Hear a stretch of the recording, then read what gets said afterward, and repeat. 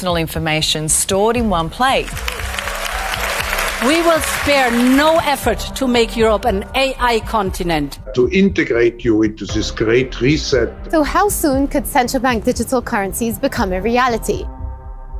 You know, we should be helping countries to develop a national digital infrastructure.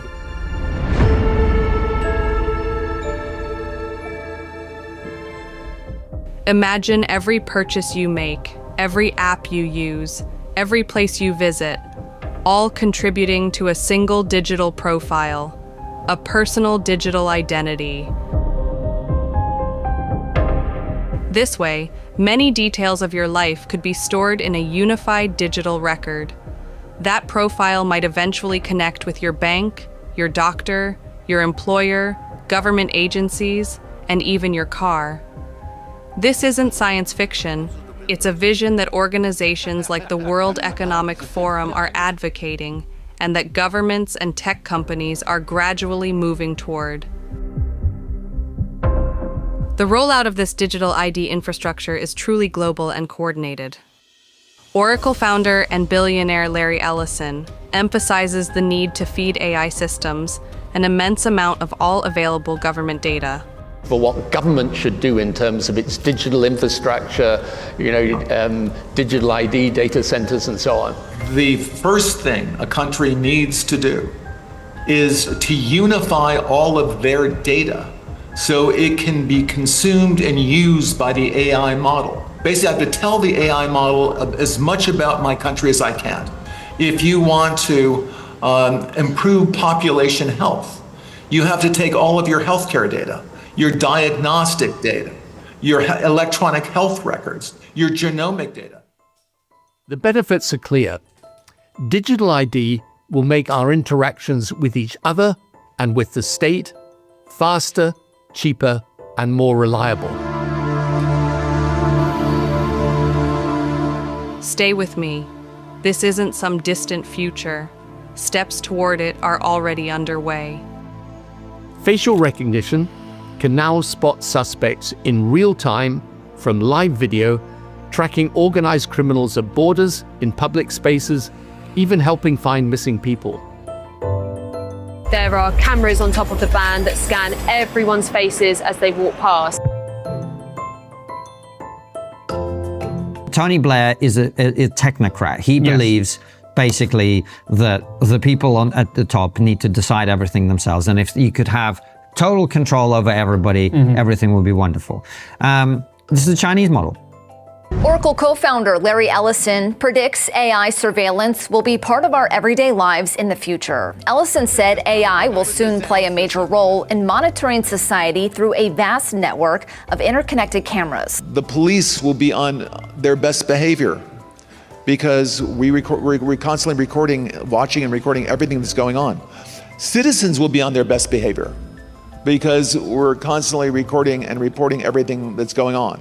But what it will do is create the digital control infrastructure, which then lays the groundwork for all your activities and all of your behavior to be managed by the government and for you to be rewarded or disincentivized in relation to certain behavior. That is the Chinese social credit system, where if you are a good citizen, quote unquote, you can do things that other people cannot do.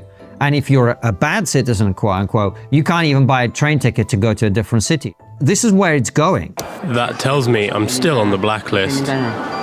Punished because he's been branded untrustworthy by the state.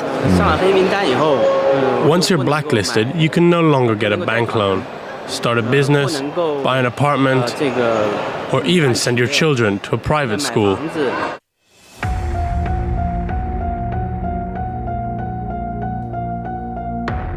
To see this in action, look at China. Some pilot dystopian cities are evolving into highly monitored environments. Cameras track most of your movements, sensors follow patterns of behavior, and algorithms influence what people can buy, where they can travel, and even whom they interact with. If you thought the way Facebook tracks you was scary, it's got nothing on the Chinese government. Chinese government insists it has a great reason for doing this. Here, in this Shanghai surveillance center, no resident goes unwatched. As a good citizen, I respect the rules of the road. If I didn't, I'd lose points on my social credit. It forces us to be well behaved. It may seem scary, but it's just like that here. We're used to it, and anyway, we don't have a choice. But people with low scores lose rights. The cinema names and shames people considered untrustworthy, plastering their details, even their addresses, across big screens. All of this is presented as serving the greater good, saving the environment, reducing crime, and creating a more efficient society. What does a fully connected surveillance state really look like? These pilot cities have an all-seeing system with virtually no escape. Faces have become keys to access buildings and services. There's nowhere to hide, as everything is monitored. Smartphones, smart cars, smart buildings, all interconnected.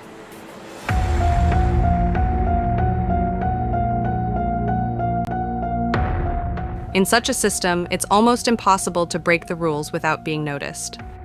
Already, millions have experienced some form of restricted access, often dictated by algorithmic assessments.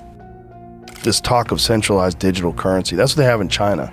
If you fuck up in China and you get a bad social credit score because you tweeted something they didn't like, now you can't buy a plane ticket. Now you can't buy a car. Yeah. Now you can't get a loan. Now you can't do something. You step the fucking line and people self-censor.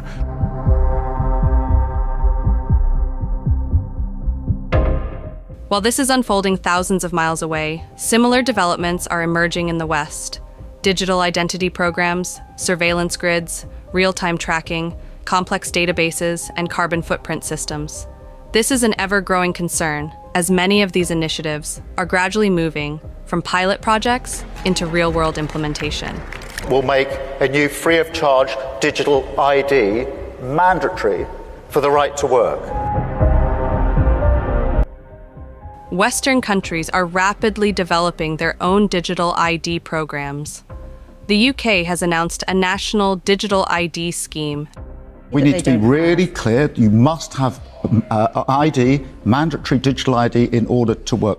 This technology has advanced amazingly. To make the most of this new and revolutionary technology. The British people view this whole digital ID as an Orwellian nightmare. Yeah, these motherfuckers are pushing digital ID on these people. And then they'll be able to control your movement and control you entirely.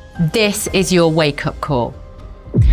This is about building a centralized, state-controlled digital identity system that could be used, will be used, to link your finances, your medical history, your travel movements, your social media activity, even your social activity in real life, and more. It's quite frankly a digital dog tag, and once it's clipped around your neck, you will not be able to take it off. Join the fight to defend our freedoms. Follow Freedom Research on X.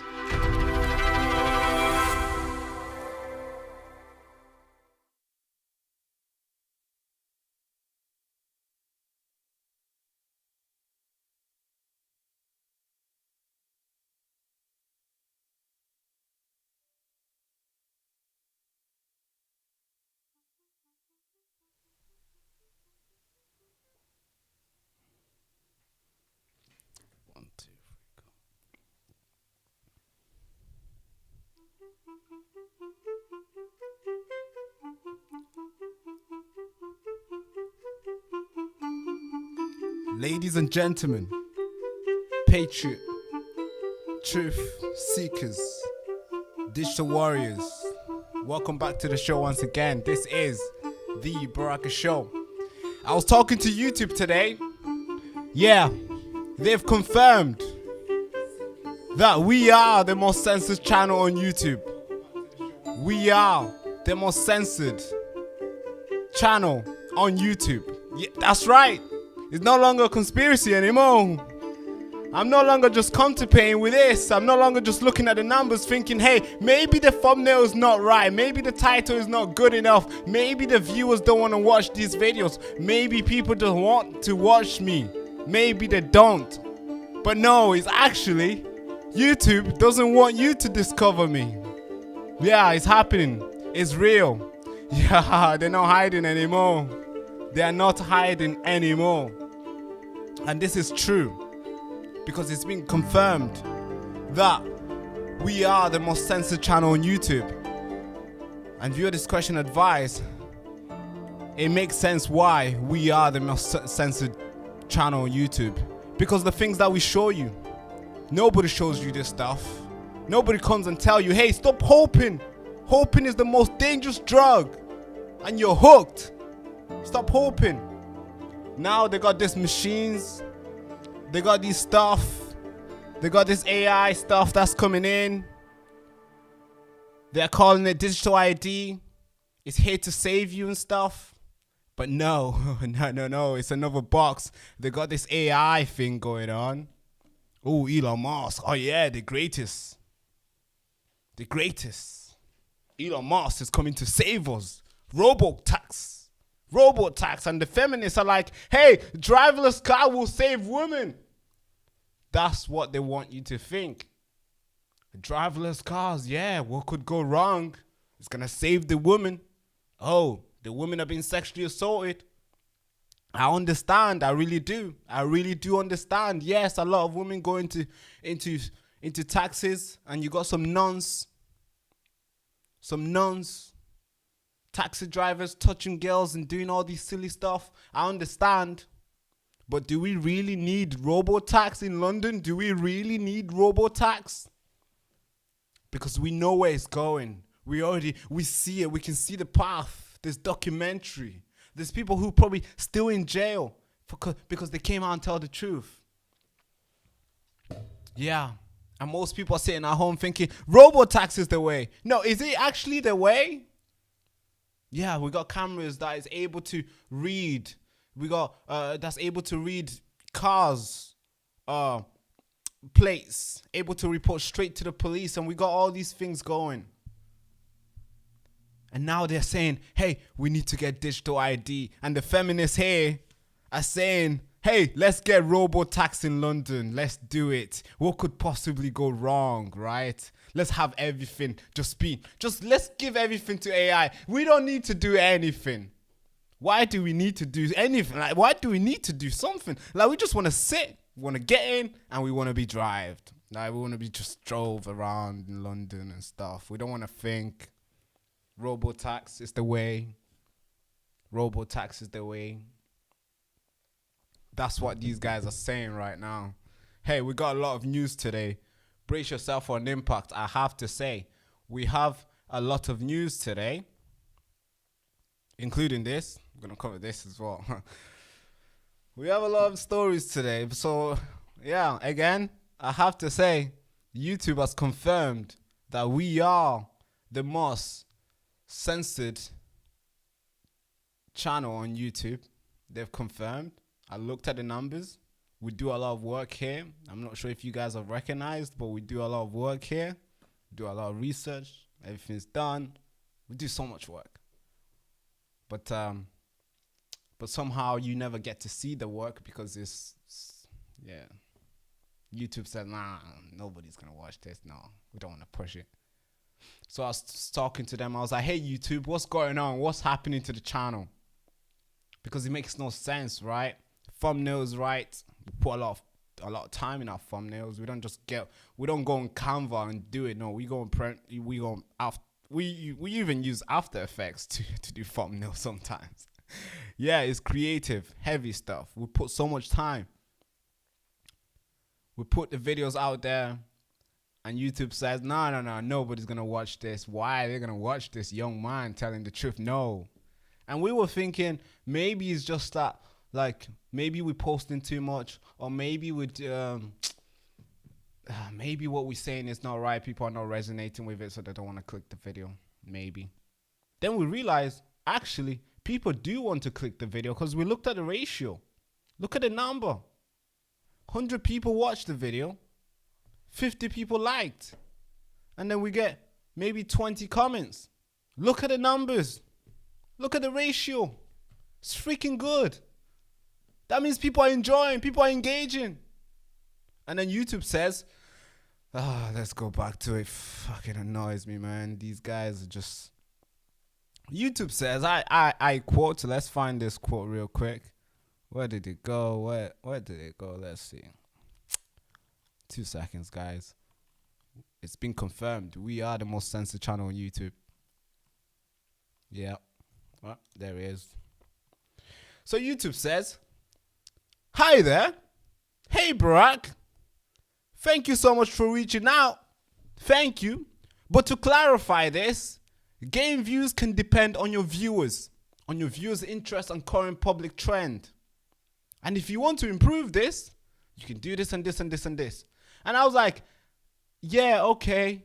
Getting views, it depends on your viewers' interest. But if you're not pushing my video for them to see it, to be able to click, they're not going to know the video's out. I'm seeing people comment and say, hey, I was looking for you.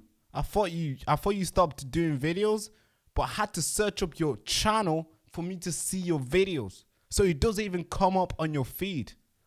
I have a second phone.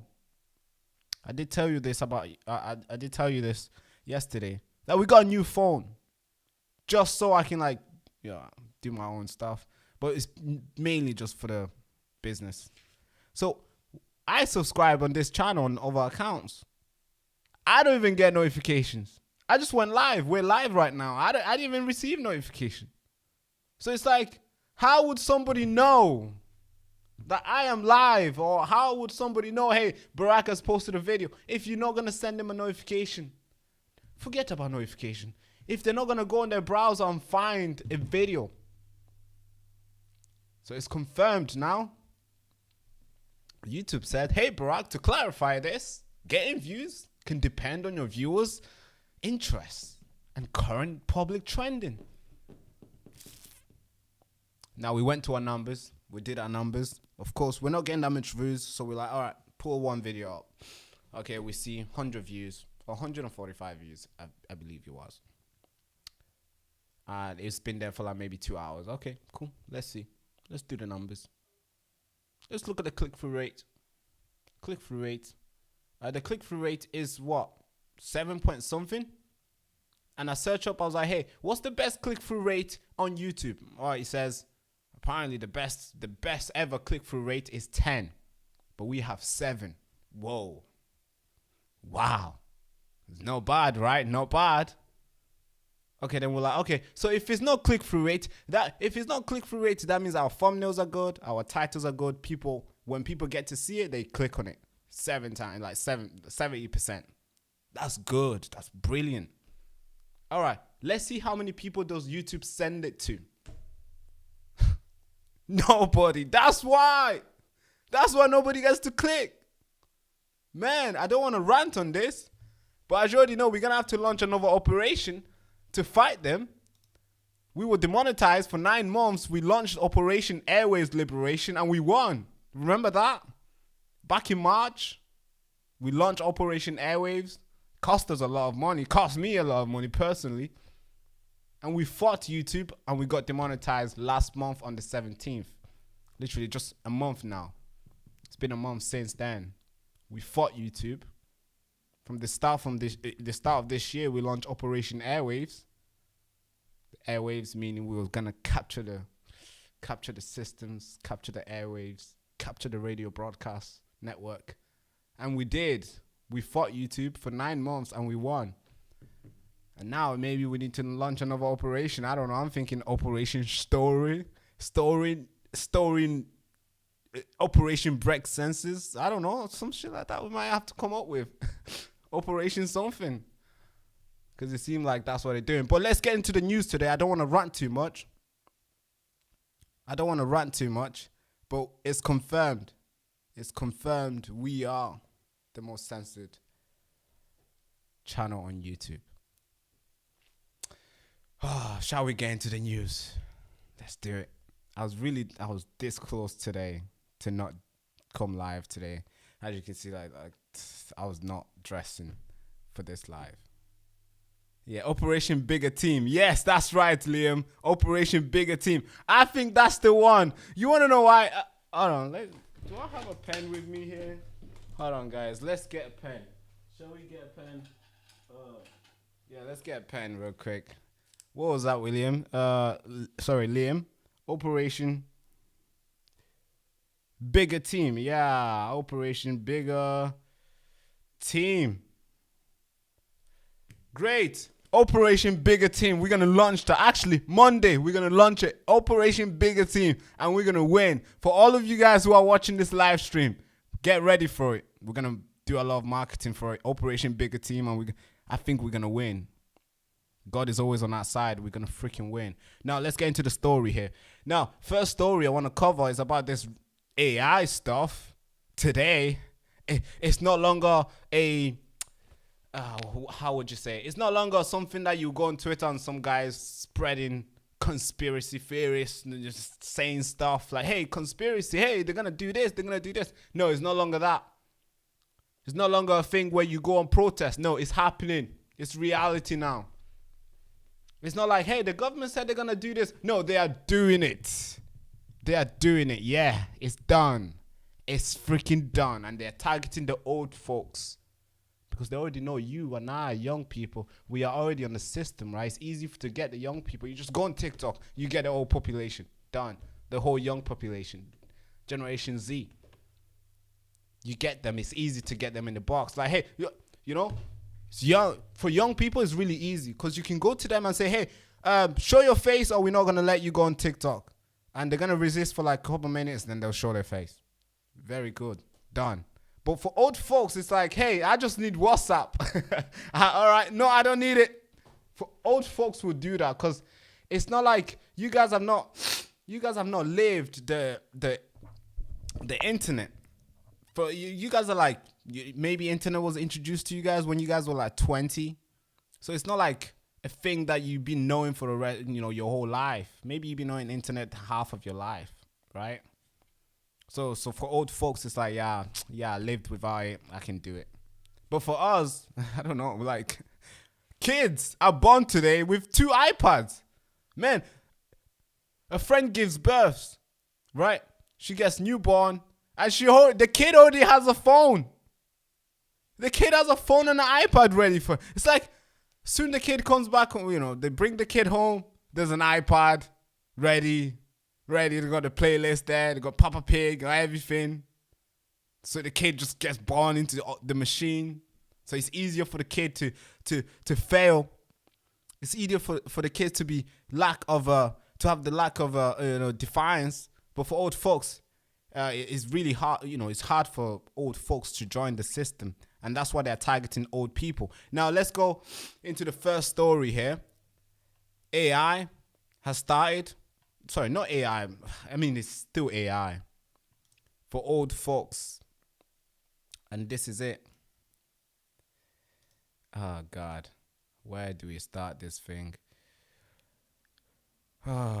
First digital ID. That's literally the title. Sky News. First digital ID launch today. First digital ID launches today. Sky News has the story here. So let's get this story here. All right, first, should we just play this? Then we're gonna read it. Okay, they got some advert here. Let's wait for the advert to go. Sky News, man. Cool. I'll play you this report from them, then we're gonna read the reporting from them. But it's happening, and we're going to link that into this. There he is.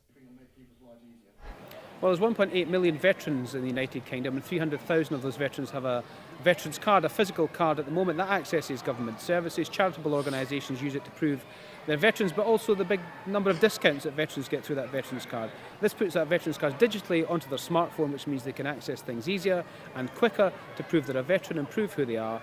And that's what digitisation is all about. It's about modernising government, despite us being here at the Tower of London, which is 1,000 years old. And there's hopes of government to digitise more ID by the end of 2027, and you're convinced this is to make people's lives easier. Well, of course it is, because we all use our smartphones for everyday life, whether it be for our banking apps, whether it be for holding boarding passes or train tickets, whether it just be for stored loyalty cards. We all have these on our phone already, so it's about making the relationship with the citizen easier and making their access to government services easier. Has convincing the public of its use been made more complicated by trying to frame it as an immigration argument? Well, we've said, and the Secretary of State was very clear in the statement that was made in the House of Commons earlier this week, that there's a whole host of uses that could be done, but the principle here is to make the state and the citizen's relationship much easier and putting the power of the data in the hands of the citizen. And that's what this is all about today. So the veterans that have this digital card today, we've put their power in the hands of them to download it on a voluntary basis, to use it, and to have that on their phones. The number of uses will be expanded out. The driver's licence will be coming in shortly, and of course the other uses that the Prime Minister and the Secretary of State have already laid out. But if it's making people's lives easier, why does some form of digital ID need to be made mandatory? Wouldn't it be easy just to let people use it and see their life improve? Well, the reason to make it mandatory is because it's mandatory already to be able to prove that you can work in the United Kingdom. It's mandatory for employers to check. This just makes that much easier for businesses. It makes it much easier for the employee themselves to be able to check that. It makes it much easier for the Home Office to then be able to see who's not doing these checks on a mandatory basis, because that is the law to be able to do that. So that's why that mandatory use is in place, because it's mandatory already. So the right to work check will be the first mandatory use case, but it won't be compulsory to have one of these digital ID cards. And how confident are you in keeping people's data safe? Very confident indeed, because we do it already. The data that the government holds and departments holds will not be moved around, it will not be exchanged in this particular process. The whole purpose of a digital ID and for a digital scheme is to mean that government departments can converse with each other about individuals without having to release any of that data. It's a much, much safer way than photocopying your passport and your utility bills and then being kept in some filing cabinet. So safety and security is right at the heart of this, but government's doing this already, and this first case in terms of the Veterans Card will prove that the technology works. Yeah, that's the pitch now. That's the pitch.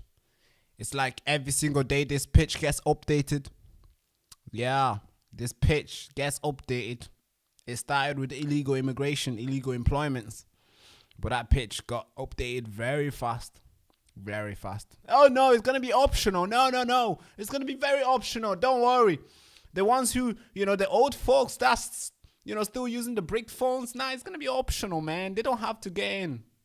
Only the people who want to. No, we're going to start with the old folks. Let's go to the veterans. Yes, them ones, with one leg, two less harmless. I should say, what fuck, shit. Yeah, the ones who fought probably in, depending which war we're talking about. If it's some illegal wars in the foreign countries like Middle East, then those veterans, they'll probably be in their 40s. Yeah, or maybe in their 30s. Yeah, but if we're going all the way back, like veterans, we can talk about the Falkland War, or we can go back World War II. Those veterans, yeah, they're going to be old. Yeah, maybe 75, maybe 80. Yeah, let's get those guys first. Yeah, put them in the system. Hey, you want your benefit? You want your really? Are you if you don't want your benefit, don't join. You want it? Join. No option. It's no longer optional. And they're going for the old folks because they know the young people is easy. Young people will just join voluntarily. Because if you just take Snapchat away from young people and say, hey, you need this, they'll join. Or take away TikTok, they're gonna join. And of course, I'm not saying young people are not glued in. They are.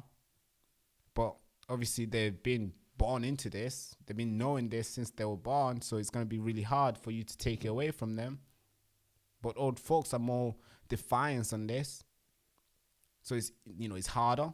And you're going to go for that first, because once you slay that monster, everything else is easy. Now, let's go back into the details here. It was asked, hey, is this, so if it's so easy and if it's going to make everybody's life easier and stuff, why is it so mandatory? Why are you pushing everybody to get in it?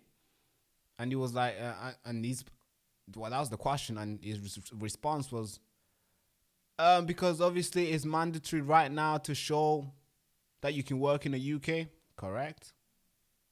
There's some you can show you can work in the UK with, via paper and, technology, whatever. So if you're gonna introduce a new way of showing that you can work in the UK, why you want to close the other avenues? What if people say, hey, I still want to show this way, I still want to show I can still work in the UK with papers. No, I still want to carry my national insurance, letter. I'll show you. Here's my name. This is me. Why you want to close other avenues? Why can't you just keep those remaining? Or maybe nobody's going to join because that you're giving them no choice. Either they join or they lose everything. That is today's digital ID, and it's starting on the old folks, pensioners. Oh, you want your benefits? Yeah, you got to join. And of course, there's some people who are saying, hey, this will be fine. This will be okay. It's going to keep everybody connected. It's going to get us connected to the MPs, to the legislature, to the government institutions. It's going to be easy. We don't have to do much when we need something. If we are applying for something, it's easier for us. We don't have to write our name because sometimes we forget. So if we just show our face, it will remember us. It will automatically sign us in. Like, hey, oh, yeah, I know this face. Oh, that's Susie, born 1949. Oh, September 3rd. That's Susie right there. Digital ID will just remember you. That's what they're saying. Hey, if I'm not even making these things up, I'm gonna read it to you here. Let me scroll all the way down so I can find this part of where it says. So, he was asked. So how will it work? Was it? I'm gonna find that part where it was talking about how easy it will be for people to fill in their names. It's like, really? Do you think that's hard right now? How's that hard? Oh, there it is. Wow. So we all use our phones every day for everyday life, he explained. So it's about making the relationship with citizens easier and making their access to government services easier. All right. Mr. Morris said he is looking forward to the end of having to continuously filling out my name, my address, my telephone number. Oh man, Mr. Murray is like, hey, I care about you so much. I just want you to stop filling in your name, your address, your telephone number. It's just too hard for you, man. I really care about you. Please give this thing a chance. Mandatory. You have to. I'm going to sign you up because I really care about you. I don't want you filling in your name, your address, your telephone number. Don't you know brains are like, you want to save your time. You don't want your brain working all the time, remembering your name. Why do you even want to remember your name? Just fill it in. Just put yourself in a system and the technology will take care of it. We're going to remember your name for you. Just show us your face. And I'm sure some old folks were like, all right, Maury, let me sign up. Then they were like, yeah, signing up, learning how to do it. And a lot of them have signed up because of course, there's no option. Like, you have to. There's no way you can go. It's not like, hey, I don't want to do this. I'm going home. No, you're losing everything, mate. You're not going home. It's happening. That's today's digital ID. Wow. Now, that took place today. So there's no longer like, 2030 agenda, 20 days to... No, it's happening right now. It's warm-up. Now, the warm-up is done. I think warm-up was like during COVID, before COVID, that was warm-up. All those conspiracy theorists, all those conspiracy like videos that you've seen, those were warm-up. All those stuff like, we seen, what's his name? How do I introduce this guy?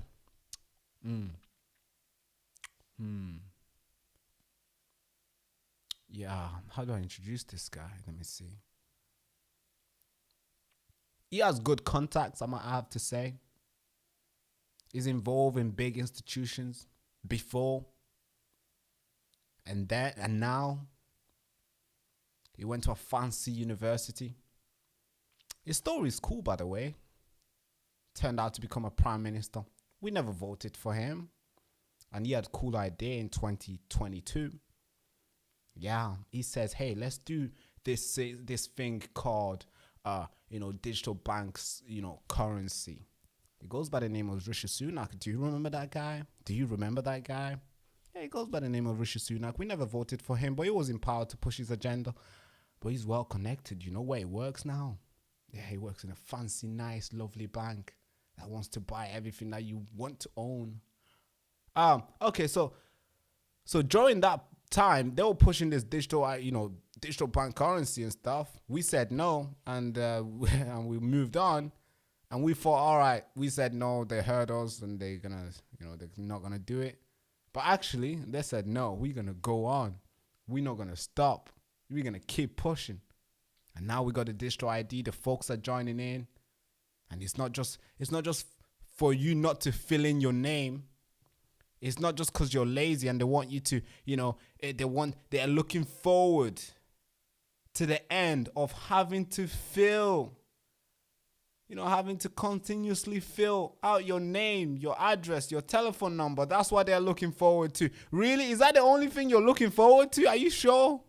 Are you not looking forward to controlling and doing all the crazy stuff? Because I want to play you guys a video. I really do.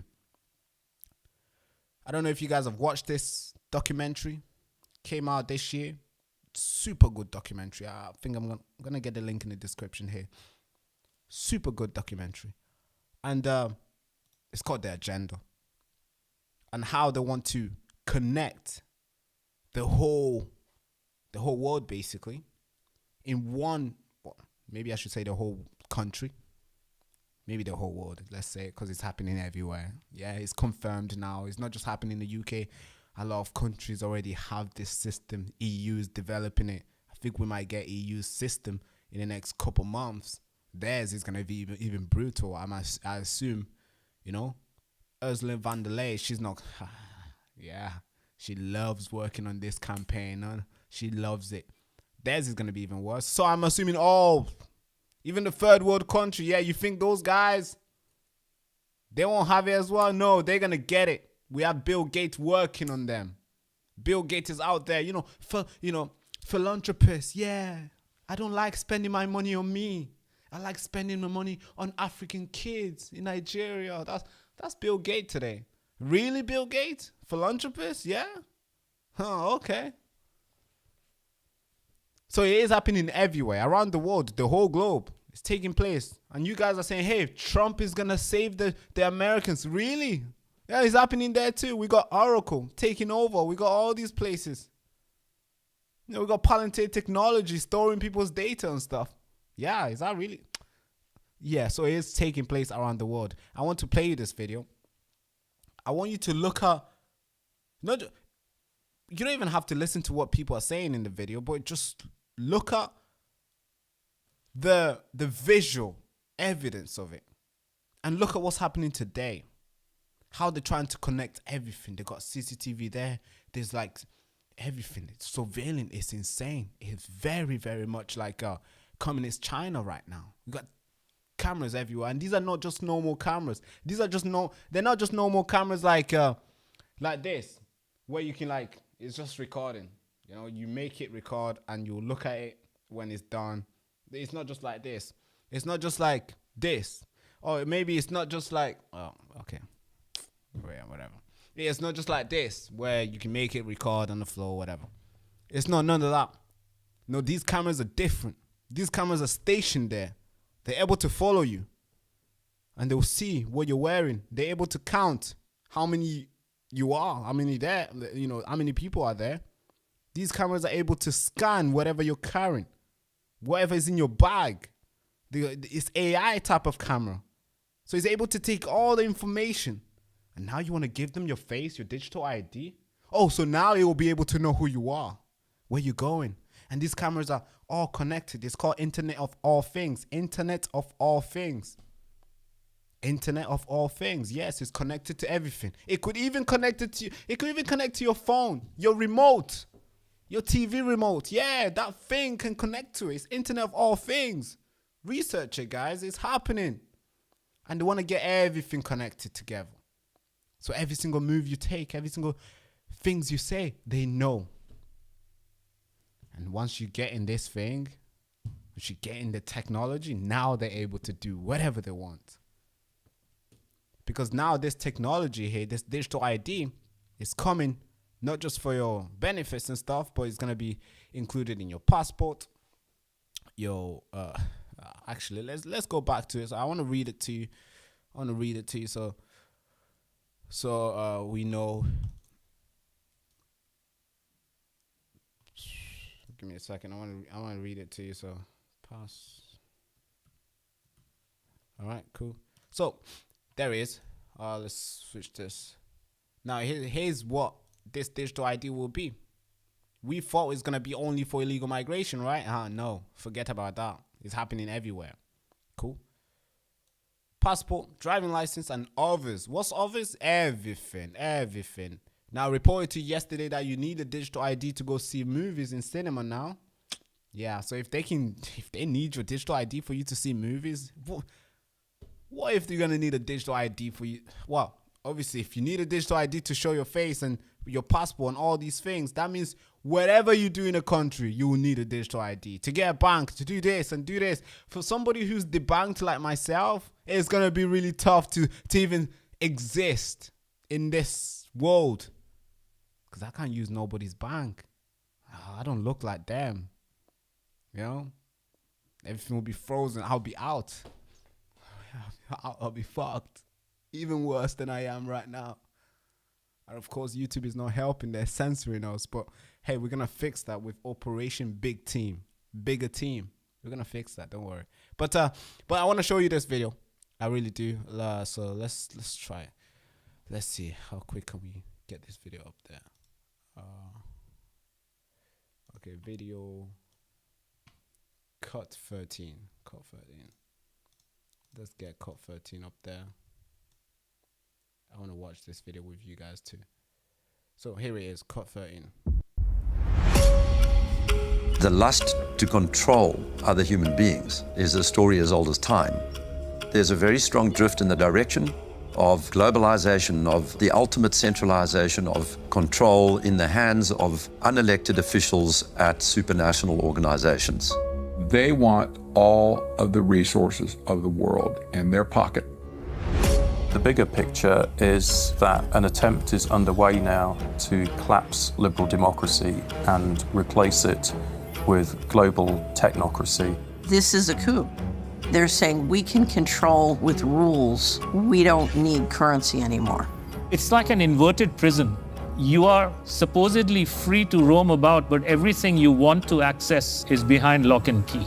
The potential for social control is gigantic and potentially irreversible. They plan to commandeer land, reduce farming, and radically change the food we eat. Transform the supply of electricity. Do you see that everything that you've seen here has happened? We've had this drilled. We've had this thing happen. That's happened. Because everything that you're seeing right now has happened. We're farming. We've seen the tax. We've seen the bugs being pushed. So don't be surprised. It's happening. It's taking place. It's taking place, guys. So if you are hoping, man, that's a dangerous drug. And it seems like we are all hooked. And then dictate how we use it. And replace currency with a system of credits. All three strategies are built on the premise of a climate crisis caused by carbon dioxide. I do not think there's a climate crisis, and I base that on all the evidence and the climate data sets that we build to answer questions just like that.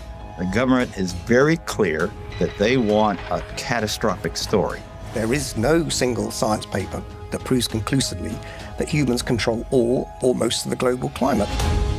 Europe's mad dash towards net zero is effectively economic suicide. Politicians are purposely impoverishing ordinary people, purposely deindustrializing Europe.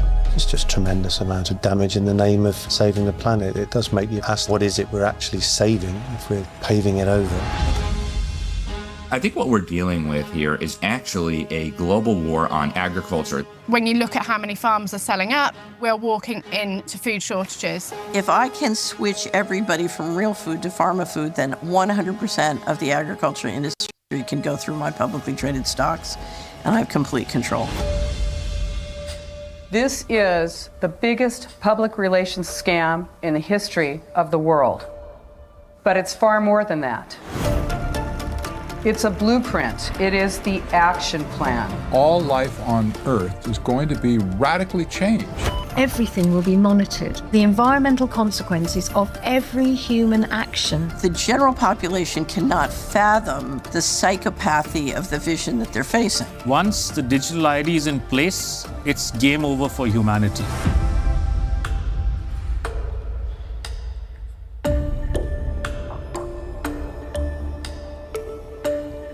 Yeah, it's happening.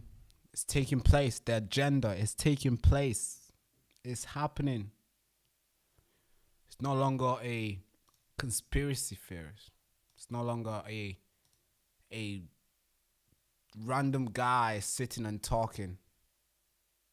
You know, it's no longer like, hey, these nutters in the pub are just talking crap to each other. They don't know what's going on. They're living in a dream. You know, no, those guys are smart. They knew what was happening, and it's happening today. It's taking place. Now let's switch that into this. So did you see how connected they want everything to be? I mean, did you see how connected they want? So when I put you in the system, you got your face on, everything. It's one system, one government, one rule. And of course, Sky News here, not Sky News, but this MP, Mr. Mori, says, hey, this is to like get people together, make it easier for the government, make it easier for the citizens to be able to access governmental governmental support, government services. They're like, hey, no, we're not trying to control you. We just want to make the relationship with citizens easier and making the access to government services easier. That's all we want to do, Mr. Mori says. And we do not want you having to, continuously fill out your name, your address, and your telephone number. We don't want you doing that. Why do we want you to do that? Just make our relationship easier. Did you see how easy that the video that I just played to you? Do you see how easy that it looks? Looks super easy, right? I'm going to show you again. But I'm going to skip through it. So then we can tick. We can tick. Like, hey, that's happened? Yeah, tick. Is that happening? Tick. Is that taking place? Tick. Oh, we've seen that before? Tick. So it's happening. It's done. Now, let's see if I can get this thing working today. See, it never works. Technology is only good when it works. When it works, it's freaking beautiful. It's beautiful when it works. God. Oh yeah, it's working. See how beautiful it is. Okay, cool. So now, so if we, these buildings. So skip through. Yeah, we've seen these climate change agenda where they go and burn stuff. Something, a forest gets burned by man. Somebody goes and set it on fire. And all the newspaper are like, hey, climate change. Oh, biggest threat. It's catching fire, wildfire. I'm not saying that doesn't happen. But the California stuff, somebody has been arrested for it. For setting it on fire. But nobody has come out and say, hey, no, no media has come back and take back their words. So now, hey, so this, see how connected they want this 15-minute cities? Is that taking place, guys? Can we get tick in the comments? Is that taking place? It is, right? Yeah. 15-minute cities taking place. Oh, is that taking place as well? Well, now they can give you a notification on your phone without you even giving your number to them. They can just ping you like, hey, ping. Oh, weather. Ping, bad weather. It's like, yo, what you mean bad weather? When did I give you my phone number? When did I give you my... did you even know which phone this was? The government can just ping you and be like, hey, Barack, don't go outside today. Bad weather. Is that taking place? Yeah, they did some tests. I think last month on the 13th, they did some tests. Like, oh, we just want to warn you for bad weather. That's it. We're going to send you an alarm. And they did. Is that taking place? So they're able to count. They're able to know who's who, which phone you have, you know, where you are. So that is taking place. Oh, we have these fobs now. Almost every single new building that's been built have this. There's no keys anymore. There's no normal. Do I even have my key? I don't. There's no more keys. Just fobs. Everything fobs. Oh, that is taking place. Is that taking place, guys? Can I get some thumbs? Some thumbs in the comments? No, you think that's not taking place? Guys, come on. Don't be silly. Is that taking place? Is not? All right, maybe we need to switch the story. Do you see how perfect this really is? Do you see how well we do these stories, guys? Do you see how well, yeah, okay. Now, let's switch into the story. Since you guys think that's not taking place, you know, you guys think that is not taking place. You think this is not taking place? No? All right, what about this? How about we talk about this? Robotax. Robotax. Ready to be brought to London. Everybody's bracing for it. Everybody's happy for it. And we got all these feminists saying, hey, if we bring driverless cars, it could improve women's safety. And trust me, I'm a big advocate for women's safety. I mean, if you look at the channel, look at what we report. We always report crazy stuff that's taking place. And most of the victims are women, young children, young boys, mothers, sisters, nephews, aunties. So I'm a big advocate for that. But now, as always, when they're about to bring something, they always say it's for somebody's safety. Oh, we're doing this for the grammars. Everybody needs to do 2 meters. Mask. Whatever. We're doing it for grammar. Oh, you're a hateful, you're such a selfish person if you don't do it for grammar. That was the pitch back then. Digital ID, hey, we're doing it for the illegal migration. You are a plastic patriot if you don't get in. But now we realize that it's mandatory and everybody has to get in anyway, and it's about to control everybody's life. And today, this is taking place where now they're able to see where you're driving. Most cars are now will be automatic, electricity, where you don't even know if it's off or not. It can just drive itself.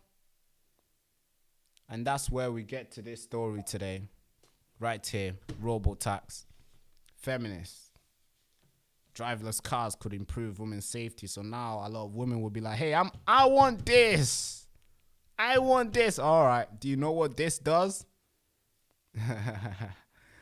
Okay. All right. It's so funny, man. Of course, this is all in California and stuff. It's like very big in the United States. You can easily just get an Uber and blah, blah, blah. You can get in. Now, let's read this girl's story. Ruth Helen.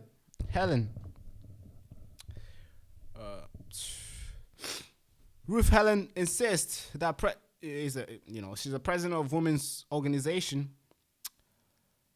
She says that Great Britain and Ireland backs the development.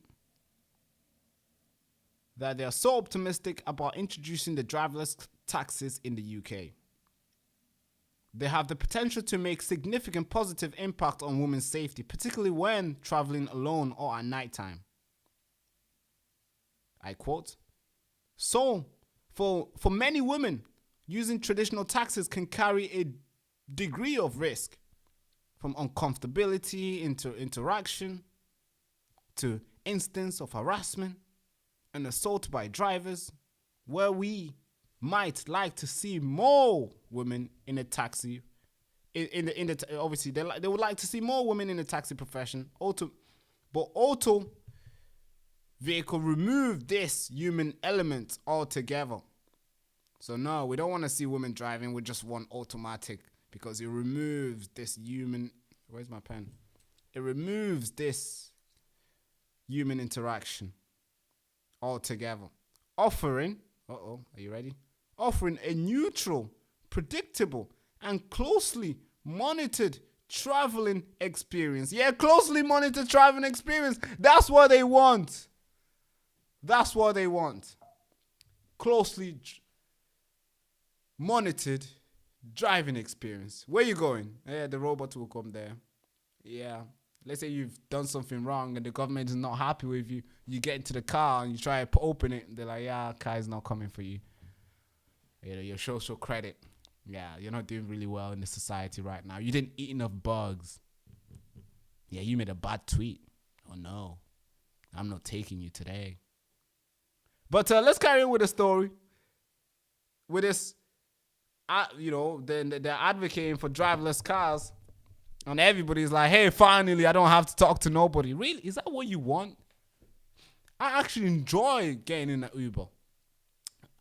I really do. I get in an Uber, I'm like, yeah, boss man, we having a conversation. By the time I arrive where I'm going, I don't even want to get out because I got to know this guy. He's my friend right now. You know how easy it is for men to make friends? You know how easy it is for guys to make friends? Like, it's so easy, man. As a man, to make friends. Bro, literally, you can walk down the street. You seen a guy, you're like, yes, boss. Next day, you see him and yes, boss. Next day, yeah, he's your best friend. That's how easy it is for guys to make friends. So when you get in an Uber and you're there for 20 minutes, hey, that's your best friend. I love it when I get in an Uber, I get to interact with the boss, man. Hey, boss, where you from? How long you been doing this? Tell me. Oh, how much do you make? How much is this trip? Oh, tell me everything. What's the crazy interaction? Oh, a girl went here and threw up in your car and she left. Man, that's insane. Tell me more. And by the time I get to my destination, I don't even want to get out. I want to just keep talking to boss man. But for this lady, no. We do not want interaction. We do not want interaction. It says here, where we might like to see more women in the tax profession, but removing the vehicle and making it automatic, removes this aspect of human interaction altogether. So we don't want to talk to nobody. We just want a robot everywhere. Man, it's happening. So, as you already know, the broadcast title today is very different. What's the title today? Hope. It's the most dangerous drugs ever. We all hoping. Oh, I hope it doesn't happen. I hope it's not true. I hope what I've seen is not true. No. It's true. It's true. It's taking place and it's happening. This topic, I'm so passionate about this topic. I want to do can we do I want to do Monday full on broadcast about this. Actually, can we do Monday? No, actually, Tuesday. I can do Tuesday. Let's do Tuesday full broadcast about this AI stuff, controlling. I'm going to fully dedicate the whole day, the whole morning to this topic itself. So we can have 1 hour, 2 hour long broadcast about this one topic. Because so that I can prepare videos for it. Because you know when I have so many stories to cover at once in one broadcast, you can't have so many footage, so many articles, so many stuff. You can't go deep into it because look at the live stream. We've been live for 1 hour and we've only covered one story. And I feel like I'm only touching the tip. I feel like I'm warming up because there's so many stuff I want to get into about this topic. There's so many things. There's so many angles.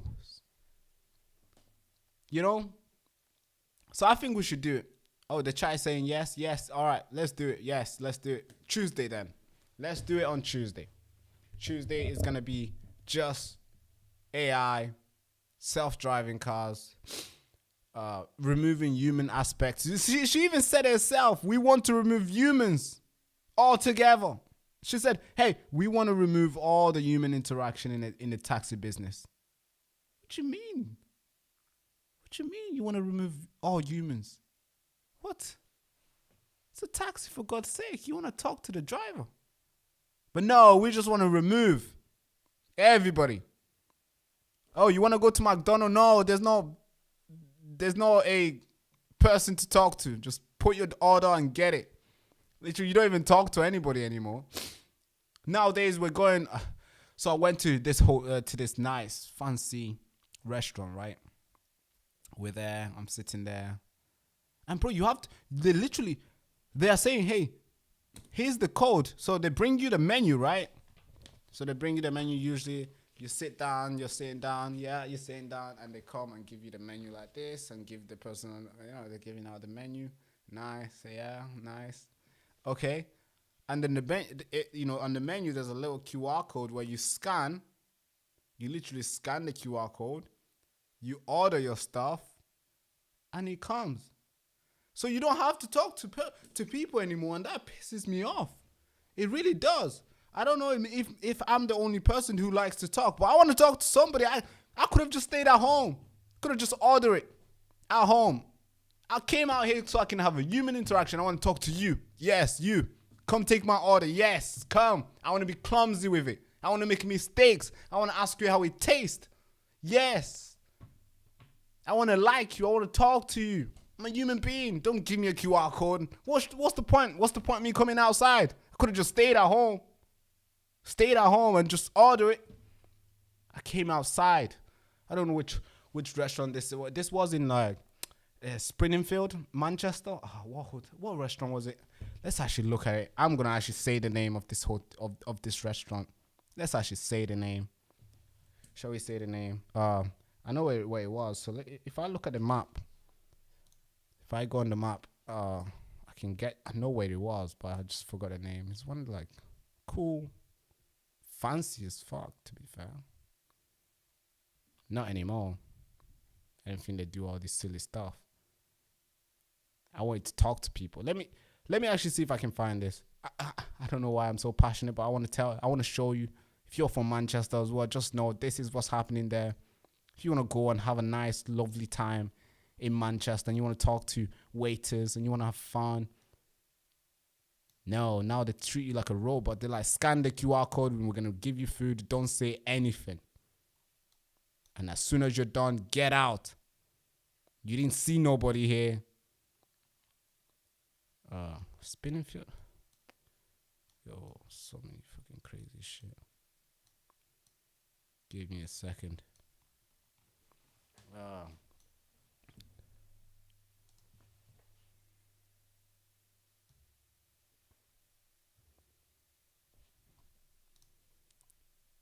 right, there he is. It's next to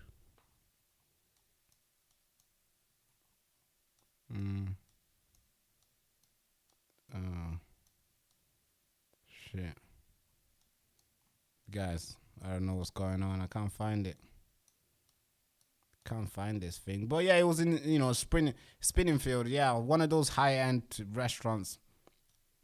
Expensive as fuck. But yeah, the experience was not good in terms of like, I wanted to talk to people. They got this AI stuff involved in everything. Scan and QR, just scan the link and get out. Literally, that's what it was. Scan the link. We're going to send you your food and get out. Don't say anything. And don't be here for too long as well. We don't want you talking to our staff. We want you eating and get out. It's like they don't want to serve people anymore. They don't want to serve people. I'm actually going to say they don't want to serve people. Oh, there it is. Let's see if I can walk through this. All right, I can share this screen now. So we are in Manchester right now. I don't know where. So you go through here, you go through this. I remember going through here. Yeah, I remember going through here, then taking this side. Taking this side. Yeah, it was this restaurant right here. What's this thing called? Yeah, Tattoo, yeah. It's called Tattoo. 4.5 stars. I'm still sick, guys. Super sick today. Every day, I guess. So we went to this restaurant. Nice, beautiful. It's super nice. I have to say to you, it's freaking nice. Nice food, lovely food. Chinese restaurant, super lovely stuff. So I'm walking in. Yeah, I walk in. I'm like, yeah, cool. Sick. How you doing? Yeah, well, yeah. Table for however many we were. Table, yeah, let's go. Yeah, they take us upstairs. They're like, all right. They came and put this, scan here. It's like, what do you mean scan here? I want to talk to you. I came in for you. What do you mean? I want to talk to you. Yeah, I came in for you. What do you mean? I want to get some Chinese food. I could have just got it anywhere. I could have gone to the corner shop, order quick, maybe order online, stay at home and just eat. But I came outside. And that's why the food is expensive, because I'm paying for your conversation, the interaction. I'm paying for your customer service, your hospitality. I want all that. And if you're telling me to scan the QR code, what's the point of me coming out? But obviously, now they want you to get in a taxi and see nobody in there. They just want to remove it all. What's the point having human being in a taxi? Oh, we don't want that. Remove it all. So this AI is this digital machine is not just taking place in like, it's not just like removing your chance for you to carry papers and ID and all these things. No, it's removing the chance for you to even talk to people, because it's happening in cars as well. So it's only it's again, we've been broadcasting for how long now? 6. Okay. All right. Let's change into another story. All right. Let's do it. Please. Let's freaking do it.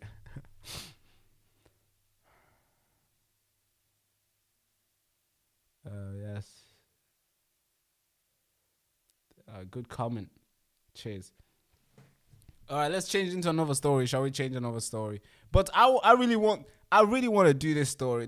Tuesday can't be like, Tuesday needs to come quick so we can dive into it. So this is happening now. If we're going according to the cars, to what they want to push, if we go according to robo-tax, it will go as far as it's allowed to go. If you want to go to London, no, it's not going to go there. So it's going to stop. So all these things are happening. Yeah, we got this. Yeah, this is happening very soon. The old folks are going in it. Farming, we've seen that. Money, yeah, they want to put everything. They want to cancel this. They don't want you taking cash. You know, it's all taking place and it's happening. And folks at home are still thinking, hey, Barack, no, it's not happening. No, it's happening, bro. Stop playing around. It's happening. It's taking place. You know it's taking place. All right. Okay, let's go into the next story. What happened to Great? Yeah, exactly. What happened to get Britain back to work? Exactly, man. They say they care for you. That's what they always do. They always come out and say, hey, we care for you. We want to get you working. And then they bring out this technology that just removes everybody from working. Stay at home. AI will do it. What do you mean? You know, when I was in high school, a lot of people who went, like, when I was in like year 9, I used to go to the local McDonald's and see those people who were in year 11 and went to college. They were working in like, the Mackies. Drawing, part-time. They were working in Mackies where you could hire more people. This was like 2016, 15, where before the big machines like standing there. So, young people. And I was thinking, man, I want to apply there as well. When I get to the age, at the age of 16, I can apply. But obviously I was young. I was like, yeah, no way. These guys work at McDonald's. Oh, sick. They're earning a little bit. They're able to get themselves fancy shoes and, fancy stuff. That's pretty cool. Yeah, but that today does not exist because almost every single McDonald's, you don't even talk to people anymore.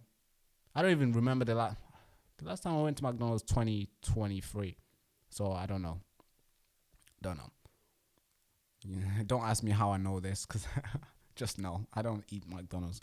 But when you do go, there's nobody to talk to.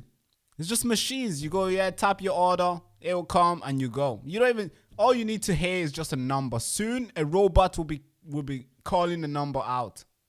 And you won't see nobody. You will walk in and get your food and get out. No human interaction. That's the jobs that has taken, those jobs have been taken away from young people. At the age of 17, 18, you could go into McDonald's and get work. But they don't want to hire people anymore because AI is doing the job.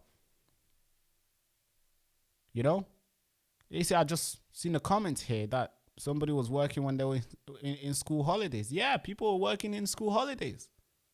Because you could go to a coffee shop and work. Now, I went to Tesco. I think last time I went to Tesco last month. Last month to be precise. I went to Tesco because I go to Tesco coffee shop, right? I get my stuff. Before I get my stuff, I want to sit and read some book and read some stuff and do my stuff. I take my laptop with me. Yes, I do. I went there. Coffee shop, Tesco coffee shop, and there used to be people. You go in, there's a queue, you line up, you order your stuff, you get your tea, English breakfast, whatever it is that you want to get. You're having your fun, you're doing your stuff, right? In Tesco. Tesco coffee, yeah? Coffee in Tesco, right? Now, today, the nearest Tesco, the only one around me, doesn't have that anymore. Now it's just like McDonald's, just big pillars just standing up. I think I can even pull it up today. What's it called? Tesco Caf. So it used to be like this. Yeah. Tesco Cafe used to be like this.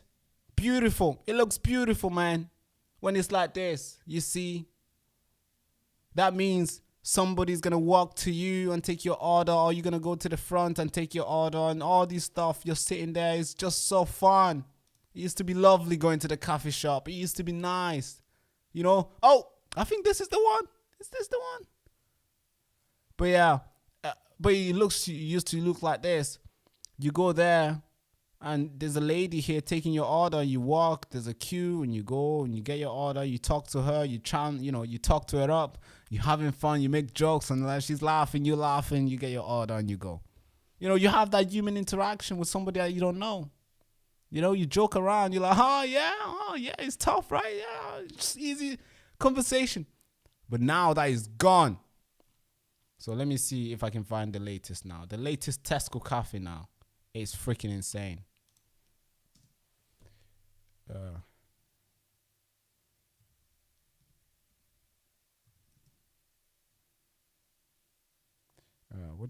How would you call this?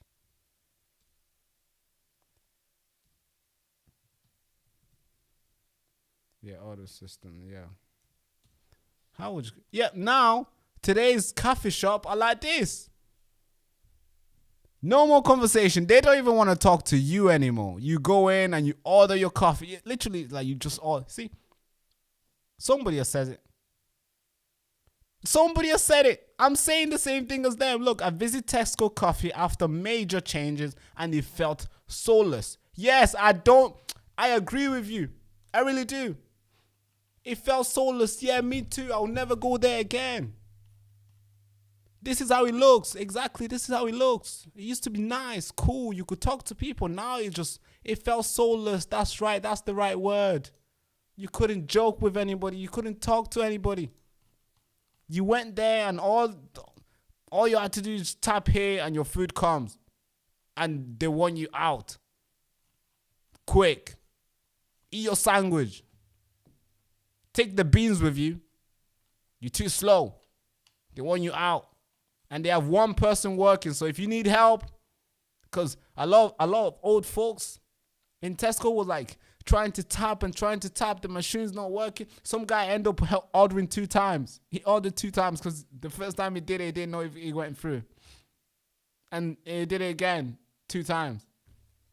Because he doesn't know the machine. He used to come to the coffee shop to talk to people. Old folks. They don't have nobody to interact to. Look at what COVID did to them. They learned the worst. They couldn't have anybody around them. So going to coffee shop is best. You know, you wake up in the morning, you go to a coffee shop, you're talking to lovely people. You're having fun, you're interacting, you know, you're joking, the humor, you're cheeky a little bit. If you're like me, you're cheeky a little bit, and you're talking to old folks and like, you know, it's nice, it's lovely, it's good. And that's what makes us human, man. But no, we don't want you to interact. We're going to put this machine here. And guess what? Hundreds of people get fired. Because no more, we don't need Susie serving anymore. We got this technology that will never go off. This technology that will always stand as long as it's plugged in. Why do we need Susie to work? That's where we are today. And now they're saying, hey, we do not want drivers driving taxis. We want it for it to be autumn. Yeah, we want to remove, it says, vehicle, remove this human element altogether. That according to Ruth has a better idea. Why do we need human? We do not need humans. Why do we need them? They make a lot of noise. Why do we need humans anyway? That's the story today. It's freaking annoying. And it's taking place. And digital ID is just going to make everything worse. Oh, it's taking place, guys. It's happening. All right. Okay, cool. Again, we're going to do this story.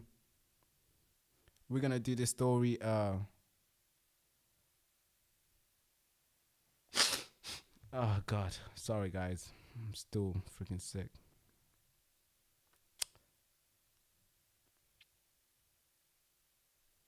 Yeah, if a place is a self-service, I walk out the door. Yes, me too.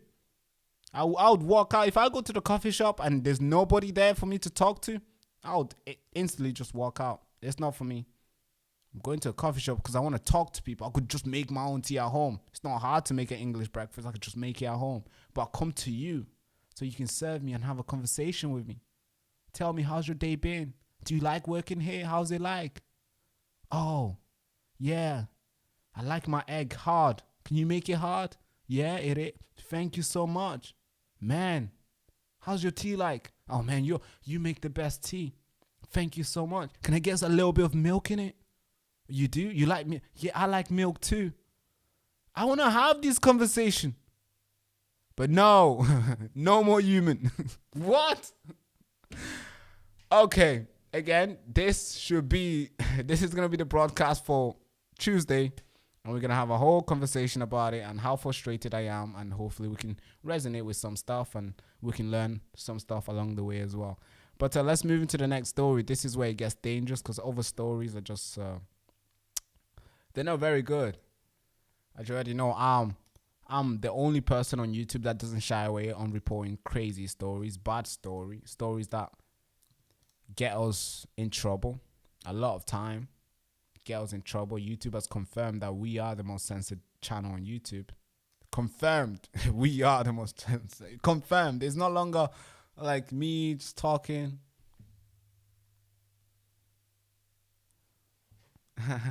Honey and lemon. Yes, that's right. That's right. Sorry, guys. I'm reading the comment. So let's move into the next story. Next story is about a guy. It doesn't want kids, young boy, to go and change in young girl's locker room. So he went and demonstrate. He said, hey, enough of me talking and try to reason with you. I'm going to go and demonstrate. I'm going to come in the office and demonstrate. Let's see how comfortable you're going to be. Let's see how comfortable you're going to be. If I come to you and demonstrate and change in front of you, how comfortable are you now? Yeah, that's what you want my kid to go through in school, right? You want a young boy to walk in and change, and you want her to be comfortable enough to change as well. That's what you want. All right, I'm gonna come and change him in your office. Yeah, and I'll take my time with it. I'll unbutton one button at a time, or maybe I'll do this slowly. Let's see how comfortable you are. And this guy, that's what this guy did. And it's a good idea. Look at their face. Their face. It's like, that's where common sense hits. Yeah, you don't like it. Why do you want my kid to go through it in their school? Why do you want a young boy to be able to walk in their changing room and change in front of them? You don't like it. Common sense hits, right? When it's been demonstrated in front of their eyes. Now watch this. Had the opportunity to be heroes. You guys became heroes. Now I'm about to show you guys how uncomfortable it is to be young girls. Point of order. We've asked that we use. Oh, so wait. They're covered. You feel uncomfortable? Because that's what these young girls feel like when a boy walks into the locker room and starts unchanging in front of them. Yeah, you feel uncomfortable, right? Feel uncomfortable, huh? That's what these young girls feel like every time a young boy changes in front of them. That's right. You can look at me like that all you want. Mm-hmm. That's exactly how they feel. And you, Miss Muffy, oh, well, I don't know if I stand with girls or if I stand with my, with the... So you don't care how young girls feel? You don't care about the safety of young kids? What about what happened in Virginia with that boy that raped a young girl in a bathroom? That's then right. got sent to another school and did it again. What are we going to do when that happens here? How are you going to look that girl in the face and say, sorry, I didn't protect you?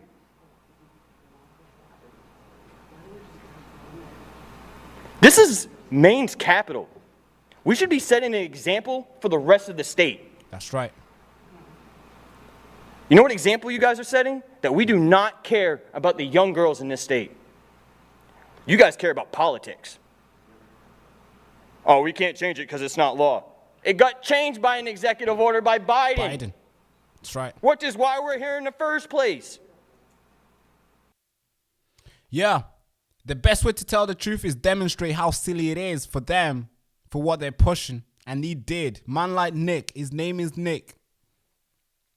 Nick, thank you so much. Look how uncomfortable they looks. Oh, man. Oh, why are you taking off your pants? Why are you taking off your... Yeah. That's what my daughter has to go through. Oh, you don't like it, don't you? You don't. You hate it when it happens to you. But for my kid, oh, you're pushing this legislation and you're trying to ban me. You're trying to fine me and you're doing all this. Now it's happening to you. Oh, why are you taking off your shoes? We're going to take everything. You're going to take everything off. You don't like it? Yeah, you will not like it. That's what it is. You got to go and demonstrate how much you hate it. You can't just sit and just tweet because they don't even see your tweet. You got to go and make the noise and be like, hey, I hate this thing. And come, I'm going to demonstrate. I'm going to make you go through it. Tell me how you like it. If you don't like it, and why do the young girls have to go through it? You know? Why do they have to go through it if you don't like it? You think they are immune to the pain that you're going through right now? We need more like this. You know, it freaks them out when they feel that, you know, when they get their own taste of their medicine. They're like stuffing the nonsense, the woke virus. They're like stuffing it in your mouth, and you're stuffing it in your mouth. Then the moment you turn it around and you open it and you stuff it in their mouth, they're like, hey, it's so bitter. Yeah, it is. That's why I didn't like it when you were putting it in my mouth. Have a taste. Oh, you don't like it? All right, why don't we just stop drinking it altogether? Why don't we do that? That's a good demonstration, Nick. Thank you so much. Actually, I want to drink this.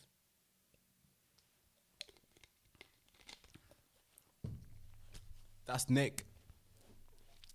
In Maine, United States, you went out there and demonstrate how painful it is to sit there and have this taking place in your schools, in your daughter's school. Freaks. They get, I don't know, I think they get turned on this. It's so freaking gross to think, this is okay for it to be done. How? And the crazy thing is, these guys have kids as well. They have kids. They go back home and they see their kids. They call themselves parents, but they are okay to push this sort of agenda over people's kid. I mean, how? Like, what? Back in the days when you used to be parents, you're not just parent to your kid. You're parent to all the kids that come around you. You know? A little baby comes around you. You are a parent. You take care of them. But today's parents are very, I wouldn't even call them parents because they don't even do their work. The government is doing the work. They're just turning up and living with their kid That's it. When when they call you adult, it means you're not just an adult. You're not just able to take responsibility for yourself, but you're able to take responsibility for others and take care of others. That's when you're an adult. You're somebody that can look after yourself and look after somebody else. You're a parent, maybe 50-year-old, but somehow you think it's okay for a young little girl to be able to undress in front of a little boy, or and have, vice versa. It's freaking insane. Respect to Nick, indeed. Respect to Nick, indeed. That's the first story. Guys, I don't think we're going to make it today. I really don't think we're going to make it through these stories today. No, I don't think so. We have 6 stories left, and we've only done 1. We started with the AI, and that was like, fuck. And it's only been 1 hour, 30 minutes. You see the reason why I like this, doing this? Because you guys, I can do this. No script. There's no script here. There's no script. There's freaking no script. I can do this for hours. And I can go on and go on and go on and give you a show. But YouTube doesn't want that. But every single person, have you realized almost all the people who have a script, they're always like, the channel just flies. Because they can just sit and read what's already been scripted long time ago. AI is scripting their videos. And they just come out there and do some fake outrage and be like, and they are focusing on the words. No, over here we don't do that. We come and tell you how we feel, how it's going on, how it is. And maybe that's why we get in trouble, because we're human beings. But if I had my thing scripted, if I had AI scripting this, I'll always be on point. I'll always be online with YouTube's guide. I'm always online with YouTube's guidelines. That's why they demonetized us. We fought and we went back and forth, and they had no reason to demonetize us, and they restated the account again because we did nothing wrong. But imagine if I had this thing, we call it teleprompter and stuff. I have a teleprompter literally right there, but I don't use it because it makes me go off my topic. I want to flow. I'm a human being. I can't be on a script. I want to talk. Something happens, I feel something. I want to express it. But when you're doing teleprompter, you gotta just read and read and read and read and read and read and say, hey, thank you so much for liking and sharing. Really? That was not you. That was AI. AI scripted that. I read a lot of even Sky News. I can just tell. As soon they bring the corresponders, Sky News, BBC, all these guys, even GB News. As soon as they bring their corresponders, as soon as they start talking, I heard the thing. I'm like, yeah, that's AI. It's not him that wrote that. Because you can tell. I like that's why I like radio, because you don't have a script on radio. You do when you have guests and you got to introduce, maybe you got your bullet points, but it's flow. It's easy. I like that. I enjoy it. And I want you guys to help me build this thing. And I think we can. We will. We can build this thing and we're going to win. Doesn't matter if it's going to be on YouTube. We're going to win somewhere. We're going to build this show. We can have guests come in and we can have a proper conversation as human beings with no scripts, with no bullet points, with no, oh, you got to stay online, don't say this, or don't ask these questions, oh, they're not going to come back again. No, I want to ask that question. That's the first one. Again, let's go back to the story. We got a lot of stories to cover here. Let's see if we can get all of them done. Maybe this is why we need a teleprompter, right? So we can always be online on time with our stories. Okay, cool. But what do you guys think? Should we get a teleprompter here? Should I just read? You don't want to hear me? You don't want to listen to my opinion, to what I think, to, how I see stuff? Do you just want me to read it? Insert the teleprompter, put it inside the thing, do it, and just turn it on and read. I just read, and end the stream on time. The stream on time. But I got this other news to you that I want to deliver to you. A lot of people have missed this out. This thing happened not long ago. Yeah, live and direct. No script, no propaganda, just truth flowing. Respect. Yes, that's a good one. Respect indeed. But I want to play you this video. I want to start by playing this video, then I'll explain to you what took place and what's happening and who this guy is, who this guy really is. But let's play this video first. Now, this is where, yeah, if you're new to this channel, view this question advised. That's all I gotta say to you, because the stories that we cover here, they're not stories that you see on the mainstream media. But anyway, here's the video I want you to watch.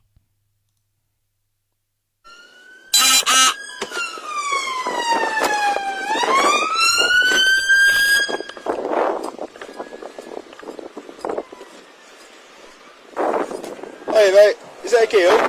Yeah, do you want to step out of the vehicle, mate? Stand up. Right, Akil, mate. Time is 9:47. I'm placing you under arrest on suspicion of rape. You do not have to say anything, but may I be prepared to not mention my questions something later on in court. Anything you do say may be giving evidence, pal, alright? The necessary criteria for this arrest is prompt and effective investigation take place and to protect a vulnerable person, mate, okay?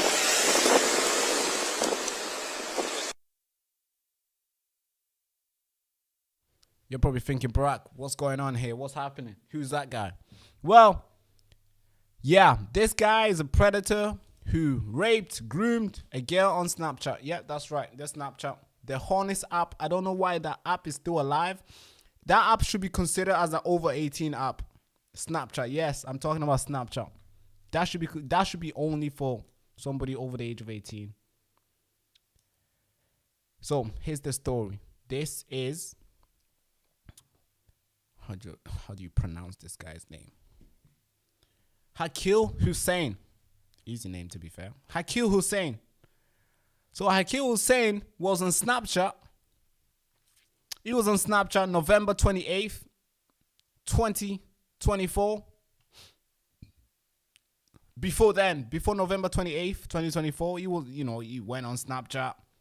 He started adding people. So yeah, just add everybody, I don't care. He added a 12-year-old girl, and he started talking to her. He's like, how old are you? She's like, I'm 12. Yeah, my age. I love it when you're 12. I love the 12-year-old. And he kept on talking to her, groomed her, promised the world, hey, I'm going to do this for you. You want to know how old Akil is? Akil was 33. But he told her, hey, I'm 19. Maybe I can just lower. So maybe I can't tell you I'm 15. I can't tell you I'm 14, because obviously you're going to know. You're going to know how, look at my face. Let's get his face out here. Look at my face.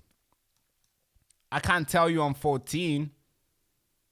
Can't tell you I'm like same age as you. You're going to know as soon as you see my picture. Oh, God. Let's get this thing working. Get this thing working. Oh, yeah, it's working. So I can't show you my picture. You're gonna know. But I can tell you that I'm 19. And he did. He told her, hey, I'm 19. She's 12.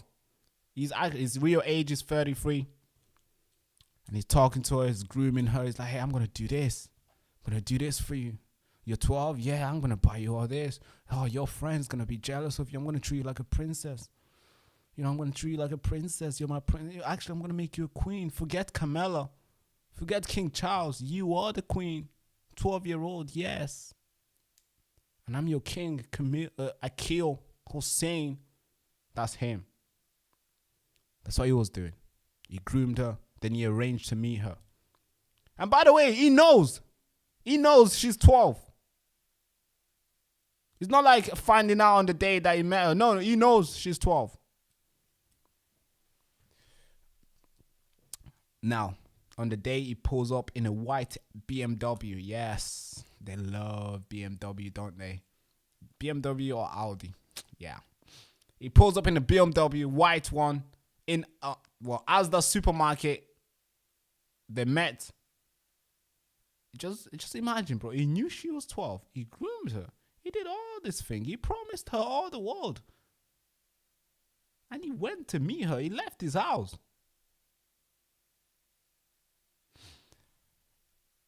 yeah, he went to meet her, and obviously I can't tell you what happened because then everything goes like he's with a 12-year-old now, sitting in a car, and God knows. And now everything went on. He got in a car.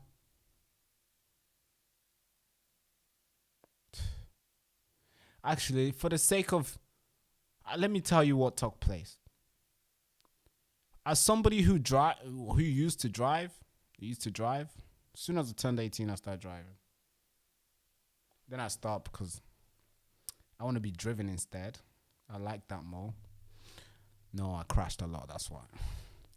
Anyways, but I like to be driven. I don't want to drive anymore. I gave my car away. I don't drive. Now, for somebody who was drived, I've taken a lot of girls out, same age or older than me. I know like what, a guy and a girl in the car, blah, blah, blah. You go somewhere, you get in car park, it gets too explicit. I know. Now, this is a story with him with a 12-year-old girl. He gets the girl in the car, not in a front seat. No, he goes and parks somewhere where nobody can see, and they go in the back seat. I don't know how to tell you this, guys, but yeah, you took her to the back seat. I don't know if you guys understand, but yeah, you took her to the back seat, and yeah. Then they did the stuff.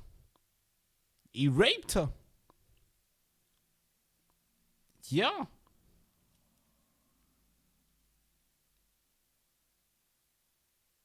Yeah, he raped her. In his car, in the back seat. And guess what? After raping, after doing the stuff, I mean, maybe I should say group or the R word. I don't know. Because the censorship machine doesn't want us to tell the truth. Maybe that's why the channel is demonetized. Not demonetized anymore. That's why the channel is censored heavily. We can't even get 100 views. Should I change the... Yeah, group. Gross. Should I say those words?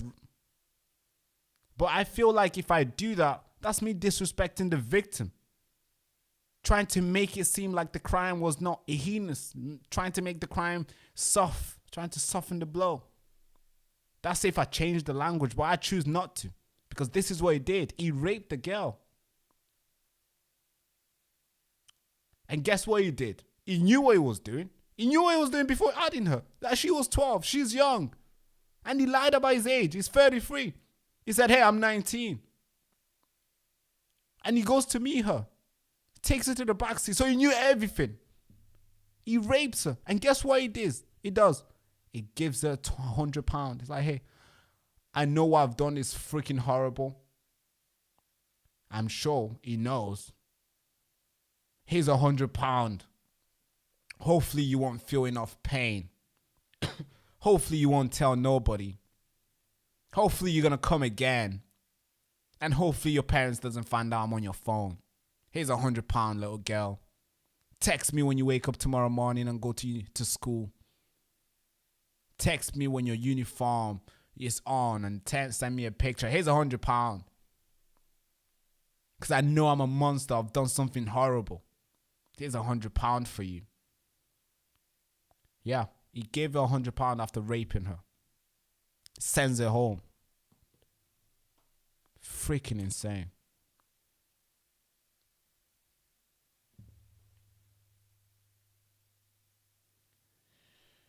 So the video that you seen there was police pulling him over. Police pulling him over and saying, hey, you are under arrest for rape.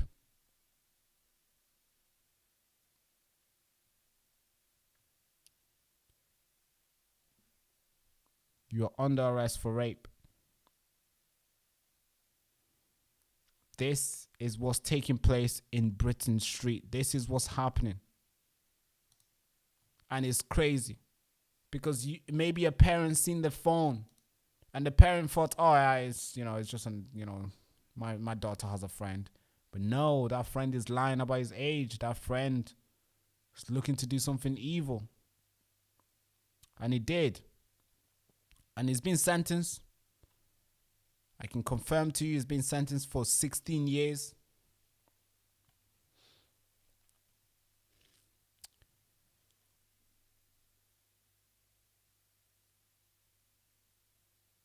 Yeah. He's been sentenced for 16 years and yeah. These are stories that I have to cover. Every day I try to like, I wake up in the morning, I'm like, all right, I hope nothing crazy happens today so I don't have to report it. You know, when nothing happens, you don't have to report it, right? So I can report cool stuff and I can do some sensational stuff. I can do my cool, but I never get to. Because every day there's a crazy story that I just choose not to ignore. I know others ignore it, but I just choose not to ignore. I want to tell you. I don't want to do debating. I don't want to talk about, oh, look at what, mate, what's her name? Look at what this queen, man, some silly stuff. It's argument, debating and, you know, silly debates. Gossiping. I don't like doing that.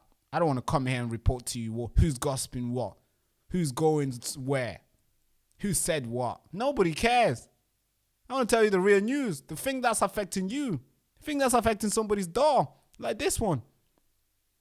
That's what I want to tell you. I want to tell you what's going on. I want you to be safe when you go outside. I want to tell you, hey, which area are people stabbing each other? Don't go there. I want to tell you that.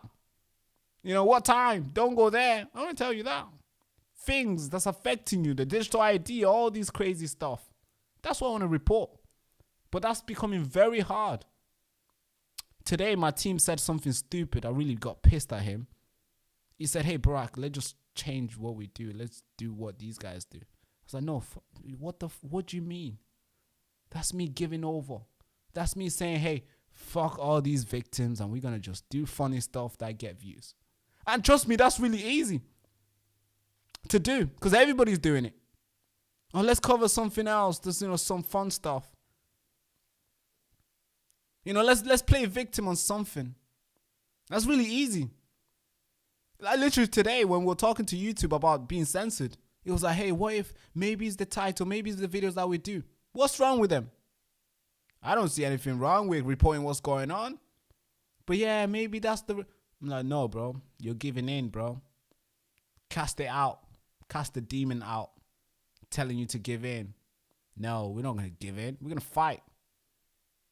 If it was time to quit, it was 10 months ago when we got demonetized. But we didn't. We fought for 9 months straight. And we won Operation Airwaves Liberation. We won. And now, we got, you know, now we're fighting them for letting us get views. Operation Bigger Team. I guess we're going to win. So don't give up. And plus, this is a guy who joined us while we were demonetized. So obviously he doesn't know. He doesn't understand the struggle when we were demonetized. I'm sure he's going to learn along the way that we are warriors, monsters. But this is what's happening in the street today. This is what's happening in the street. Where British kids, black, white, Asian, Hispanic, Chinese, are being targeted by monsters like this guy here, lying through his teeth so he can sleep with a 12-year-old girl in his car and then gives her £100. Hey, here's £100. I'm sorry, I just took your virginity. Yeah, I know, I'm sorry. That's too gross for me to say. I'm sorry, but it's true. Oh, God.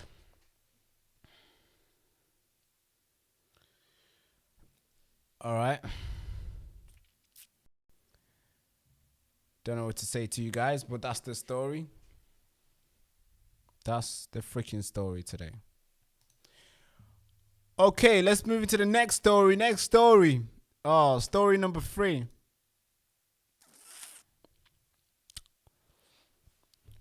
Now, alongside with this, seem like we don't shift gear. We don't change gear here. We are still on gear 6 of the same madness. It's taking place in the street online.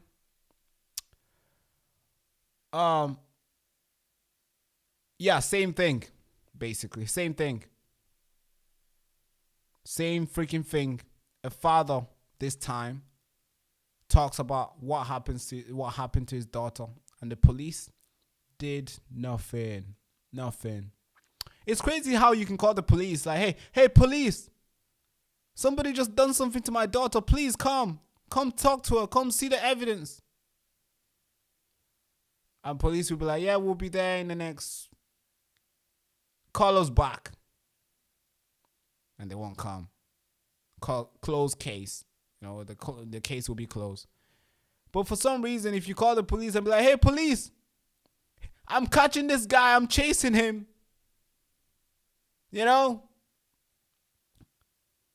I got this guy who came in illegally here. Come, please come. The police will come and arrest you and take him away. Back to his hotel. And they'll probably question you for distracting him. That's where we are today, where fathers, I'm about to play you this video, a father goes out. You know, a father is, a father, man. Cares about his daughter. Just wants his daughter's story to be heard. Nobody is listening to him. So he comes out to speak about it. And this is it, where you need social media to feel heard, because the police will not listen to you. Will not give you the A's. They won't even listen to what you're saying. And if they do, they're gonna just say you're just a number. They'll give you a hey, here's your case number. You can call us back and report more. And you call back and like, hey, what's happening? No, just report more to us. Nothing else is gonna happen. But here's a father talking about his daughter's horrific assault that happened to his 16-year-old daughter. And police did nothing. Listen to this. This is now becoming a normal thing. And, something's got to change. So, it's... Well, sorry. So 3 weeks ago, I believe that it got so bad that police was stationed. We've reached out to the police and we've reached out to the school. Yeah. The police haven't got back to us. They're going to get back to us, and we haven't heard from the school. But 3 weeks ago, you were telling me that there were coppers stationed on the school gates. And just to go off piece for a second, your daughter attended that school some years ago. She's now 16, but another story of this sort of migrant crisis, if you like, this asylum seeker crisis. Tell us what happened to her in Uxbridge. So she was out one evening with a couple of her friends and was approached by two migrants. She disclosed at her age that she was 16 and that she had no interest in any sort of social activities with these two. They then walked away, or as my daughter believed, they walked away and left to find out and realise that he had actually hung around and actively waited until she was on her own to then pin her against the wall and basically force himself on her and grope her. And you reported this to the police. You've got a crime number, but you haven't really heard. This was how long ago, James? This has got to be at least about 6 weeks ago. And you haven't heard anything since? No, nothing at all. So we're looking at this, really crowded streets. These migrants, and this video was taken by parents, and you've got a WhatsApp group going, haven't you? And on Saturday there's going to be a peaceful protest. Tell us about that. Yeah, on the 18th we're starting at one of the local pubs in the area, and we are doing a peaceful demonstration up to the hotels. We are then got a big family event after that. So we will do a walk up to the hotels to show that, the community and numbers, we are concerned parents. We enough is enough. But we are now bringing in, this isn't about division of ethnicities. This isn't about, the fact that one guy is Chinese and one guy is from India. This is about the fact that we have undocumented men walking the streets of this country, of this borough. And, the kids, the future of this country is dependent upon people like myself and other parents standing up and saying enough is enough. So please, on the 18th, it's a family event. We've got stuff for the kids, bouncy castles, face paints. Peaceful protest. We're just looking at a map here, James, of this. You can see the huge M4 there, and the pathway that obviously goes underneath the M4 and makes its way very close to the Cherry Lane Primary School. So almost literally, when they come out of the underpass, the pedestrian underpass, they're pretty much there. And I assume half the reason that they. Yeah, this is what's happening, where fathers have to come out online to talk about what happens to their daughters because the police won't do anything. What's the point of policy enforcers if they're not going to enforce anything? There's a policy that you're not allowed to do this, but hey, they can do it. And the person who meant to force the policy, they are on break. Does not work anymore. It seems like when we call the police, it's like we are distracting them. It's like, hey, why? Something has happened to the main camera. Don't know what's going on. Yeah, something has happened to the main camera. All right, we're going to have to use side camera. Can I even... Shall we?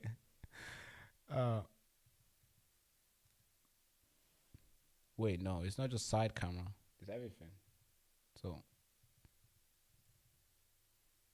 okay, guys, we're going to fix that. We're going to have to fix that real quick. I need the main camera. So, hold on, guys. 2 seconds. Let's fix that, shall we? Let's fix it. Oh, God. Let's play this video. The lust to control other human beings is a story as old as time. There's a very strong drift in the direction of globalization, of the ultimate centralization of control in the hands of unelected officials at supranational organizations. They want all of the resources of the world in their pocket. The bigger picture is that an attempt is underway now to collapse liberal democracy and replace it with global technocracy. This is a coup. They're saying we can control with rules. We don't need currency anymore. It's like an inverted prison. You are supposedly free to roam about, but everything you want to access is behind lock and key. The potential for social control is gigantic and potentially irreversible. They plan to commandeer land, reduce farming, and radically change the food we eat, transform the supply of electricity, and then dictate how we use it, and replace currency with a system of credits. All three strategies are built on the premise of a climate crisis caused by carbon dioxide. I do not think there's a climate crisis, and I base that on all the evidence and the climate data sets that we build to answer questions just like that. The government is very clear that they want a catastrophic story. There is no single science paper that proves conclusively that humans control all or most of the global climate. Europe's mad dash towards net zero is effectively economic suicide. Politicians are purposely impoverishing ordinary people, purposely deindustrializing Europe. It's just tremendous amount of damage in the name of saving the planet. It does make you ask, what is it we're actually saving if we're paving it over? I think what we're dealing with here is actually a global war on agriculture. When you look at how many farms are selling up, we're walking into food shortages. If I can switch everybody from real food to pharma food, then 100% of the agriculture industry can go through my publicly traded stocks, and I have complete control. This is the biggest public relations scam in the history of the world. But it's far more than that. It's a blueprint. It is the action plan. All life on Earth is going to be radically changed. Everything will be monitored. The environmental consequences of every human action. The general population cannot fathom the psychopathy of the vision that they're facing. Once the digital ID is in place, it's game over for humanity.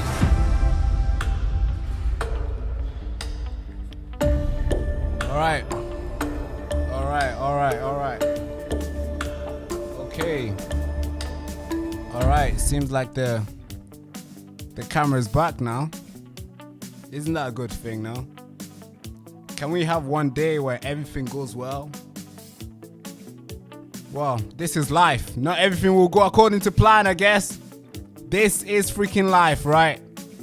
We have to learn how to take the wins and know how to make the loss bearable enough to go again and win again. So, it's good that the camera is back. Where's the camera anyway? Hey, there we are. We're back. Okay. Oh God. I freaking hate these headphones. I really do. Where was I? We're talking about some story. We was? Yeah, let's talk about it. All right, so the camera is back. Thank God. Okay, cool. So we're talking about father reporting what happened to his daughter to the police. The police did nothing. And now he had to go online, go to Talk TV, go to all these network.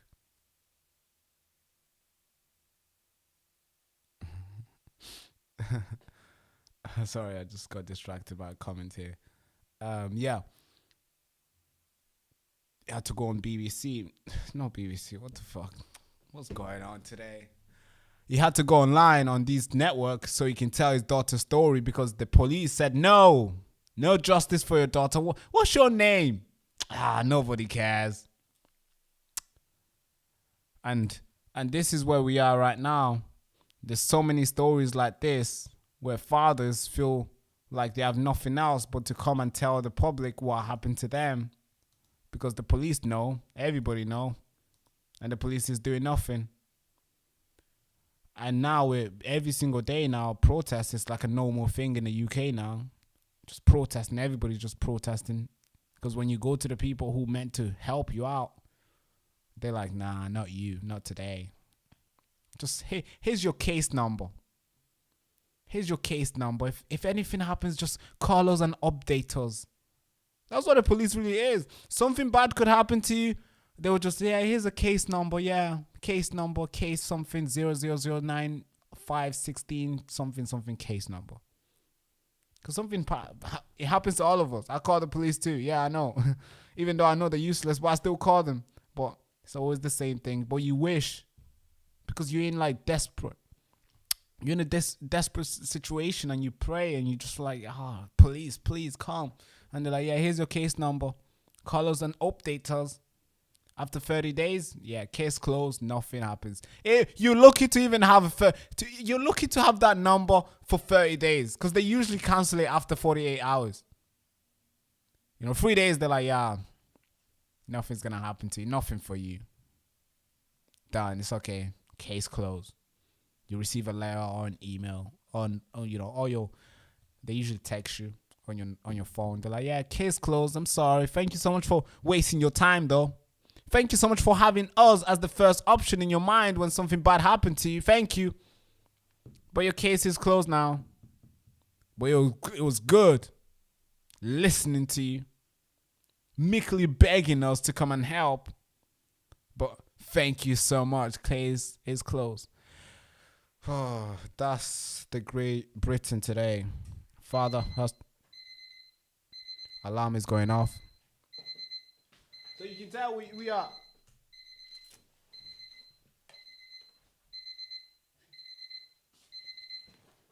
Okay, you can tell I am.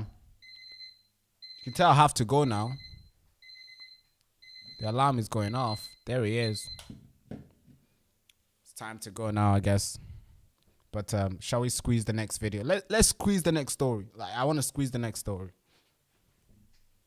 I want to squeeze the next story in.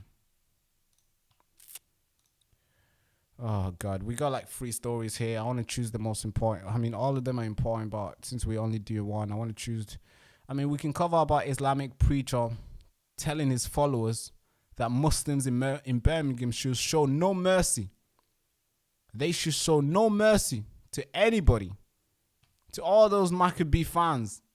Show no mercy when they come to Birmingham. That's what this Islamic preacher says to his followers. We can cover that. Or we can cover this nice, lovely young man who thought, hey, Ukraine is very bad for me. War is happening. Crazy stuff is taking place. I want to go somewhere, seek refuge and stay somewhere maybe until the war ends. Maybe I can go back home, or I can figure something out over there in Ireland. Yeah, that's a good idea. But he gets there in Ireland. 4 days later, he's dead. Oh, that reminds you of something else, right? That reminds you of another story that took place earlier last month, right? It does? Yeah. Happened in Europe. Yeah, a Ukrainian boy, 17-year-old boy, a Ukrainian refugee, was stabbed to death in the camp emergency care facility just 4 days after arriving. The suspect, another teen refugee, it remains under medical supervisions. So this Ukrainian boy is dead. Wow, that's brutal. So we can cover that story. Or we can cover this other one. Parents alarmed as asylum seekers return near primary school. So a couple guys were just looking in going to high school and just checking over and looking for children. Which one should we cover here? These are the options that I have. These are the stories that I have to cover to you. I can only cover one story. Which one should we do? Which one should we do? A Ukrainian boy runs away from war, comes to Ireland, 4 days later is dead. Or in Britain, young girls, young kids, primary school, asylum seekers are going out there just looking over the fence and just looking. Hey, which one do you like? I like that one. Yeah. Oh yeah, which one? Yeah. What the fuck? Yeah. Or that one. Or maybe we can cover the other story, which was an Islamic preacher sits there in his biggest megaphone saying, hey, Muslims, show no mercy. When the Jewish football fans come to Birmingham. Man, these are the choice that I get. These are the stories that I get to cover to you guys. Again, this headphone is really doing my head in. Actually, I'm going to stop wearing them. Or I'm going to just fix it. It comes in a nice little settings. So which stories should we do, guys? Which stories? Should we do all of them? The guy said the Muslim guy. Really? You want to do the Muslim? Oh, so you don't want to cover Ukraine? All right, let's try to do all of them. Shall we do it? Let me report all of them. Fuck it. Let's do all of them. Starting with a Muslim preacher. Muslim preacher. All right, this is video 6. Let's prepare this video 6. What, story 6 of the day. All right, story 6. Oh, man, story 6 looks big. Fuck. Are you guys ready? Let's see if we can cover it under 10 minutes. And I'm not going to try to skip clips here, but there's a lot of stuff I need to show you here. So, Maccabee fan, right? Maccabee, Tel Aviv, right? It's a football team from Israeli, from Israel. So it's a league. It's a football team. Competes in a Israeli league in Israel. There's multiple teams over there. They play football too. Yeah, that's right. They also play football. And obviously they were banned, or maybe not banned, but But the Muslims, so they're in Asia Cup. They're in, because they are not in, they're not Europeans in the sense where they are not in the Europe, they should not be in the Europe leagues and all these things. But they are. Reason why is because the leagues that they're meant to play in, which is obviously all the Islamic countries, they also have their league.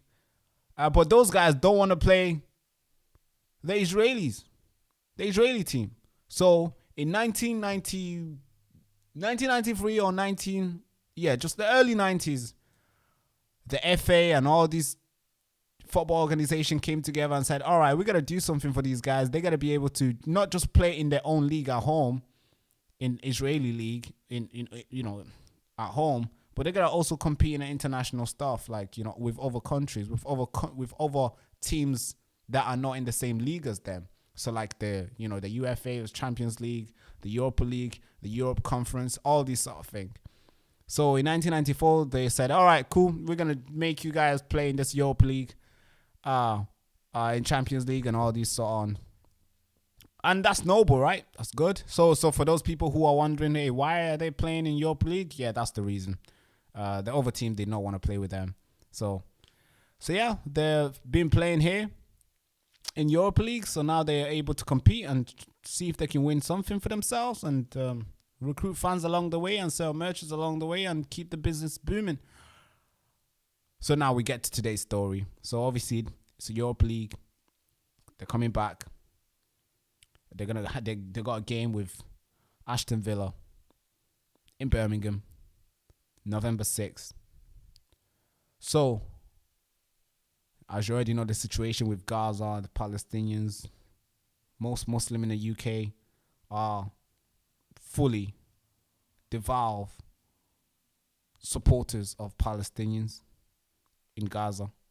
And most, I would say, I don't know, there's a mixture. A lot of British people are fully in support with Israel. And of course, you can tie whatever reason why they, you can always figure out. But yeah, that's the fact. Now, of course, the Israeli team is coming to, they're playing Aston Villa. So it's either they play away or home. And it's home for Aston Villa, so which is in the UK and happens to be in Birmingham. But obviously, that's very different. Very different. It's not, football should be something that unites people, right? When I go watch City, I feel united. There's a sense of belonging there. Because I got my flag, I got my t-shirt, it says Phil Foden, 47. I'm loving it. Or maybe I got my, Holland t-shirt. I got it on. I got my biggest City flag. I'm waving it everywhere. That's me when I go to watch City. I'm like, yeah, we're going to fucking win. I need 5 goals minimum. I need a hat trick from you, Haaland. Yes. And everybody else is connected. It's vibrant. We walk in, we go upstairs or whatever your seat is. Everybody's united. We all together under one banner. Yes.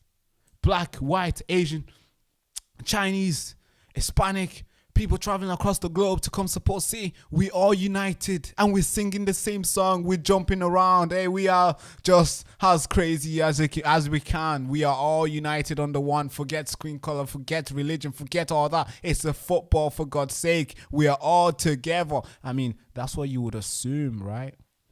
No, not with this one. No, this one is how do you say this? This one's political. Yeah, very. I say keep the politics out football. Obviously, that's very hard to do, especially in today's time. They bring politics into football. Now, let me break down this news. So, a statement that was released by the club, Aston Villa FC. So, I'm going to quickly just read it to you guys. I'm sure you guys already know what's going on. So, this statement came out. Aston Villa can confirm that the club has been informed that no away fans are able to attend the UEFA Europe League match with Maccabi Tel Aviv on Thursday, November 6th, following the instruction from the Safety Advisory Group. So that was the story. And And they cite the reason why is based on the number of physical and safety factors.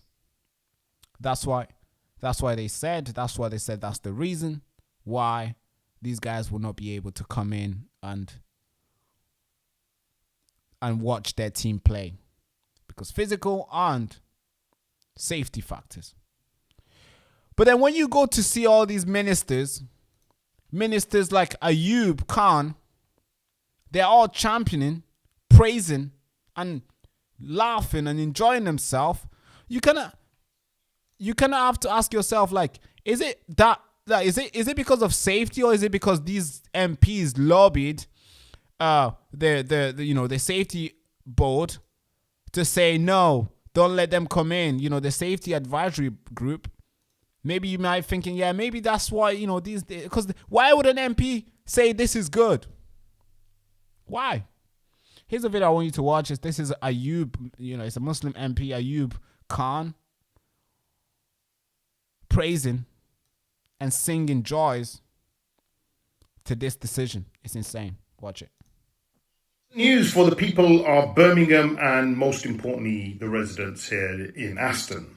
I launched a petition to oppose the Maccabi Tel Aviv fans from coming to Birmingham and then into the Aston Villa Stadium.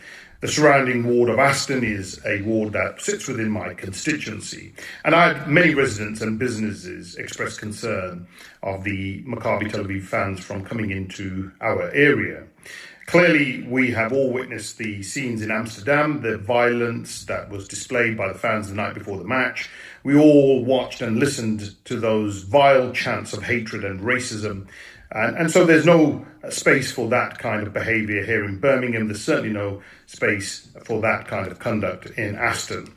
So I'm very pleased that both the West Midlands Police and Aston Villa Football Club have now written to UEFA informing them of their decision not to allow any fans from entering Birmingham and Aston. Yeah, he's very pleased, right? You can tell he did a lot of work, right? He just confirmed himself. He did a lot of work to make sure these fans don't come in, because they sing. Oh man, if you're a football fan and you happen to sing, oh God, there's no point you buying your ticket. Football doesn't, we don't sing in the stadiums. No, we don't sing. Don't sing. It's freaking insane. Does this guy know, like, has he ever been to the football game? Oh, you don't want to hear the songs, bro.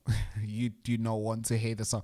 You want to know the songs when City and United are playing and I'm in the crowd? I'm thinking, hey, are we going to sing this, boys? Like, what song is this? And they're like, nah, just go ahead with it. This is how it goes.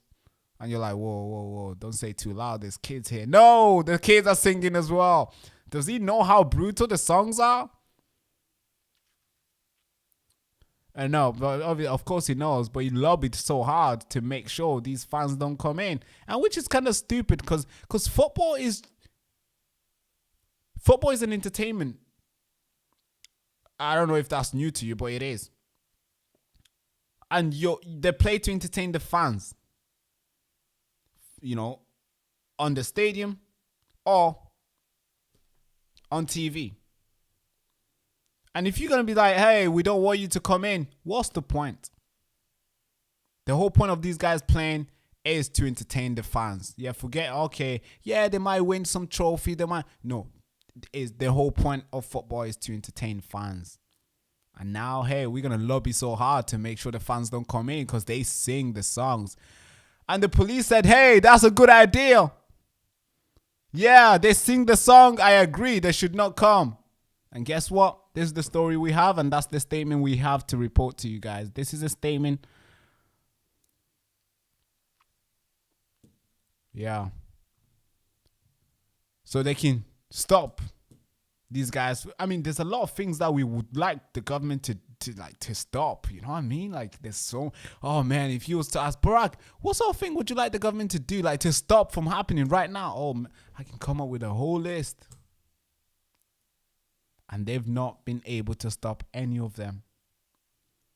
But hey, Muslims want this? Yeah, we're going to stop it. Yeah, we're going to stop it. Ayub wants this?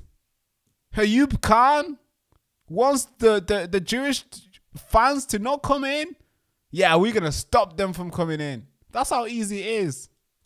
When these guys, when certain community ask for what they want, it gets done instantly. Done. And Kistama comes out and says, oh God. What does Kistama say? Kistama comes out and says, this is a wrong decision, Kistama says. Kistama says, hey, this is a wrong decision. Why would you do this? I mean, really, Kistama, you are the prime. Do we really need to remind who's the prime minister right now? You are not the opposition. You are the prime minister.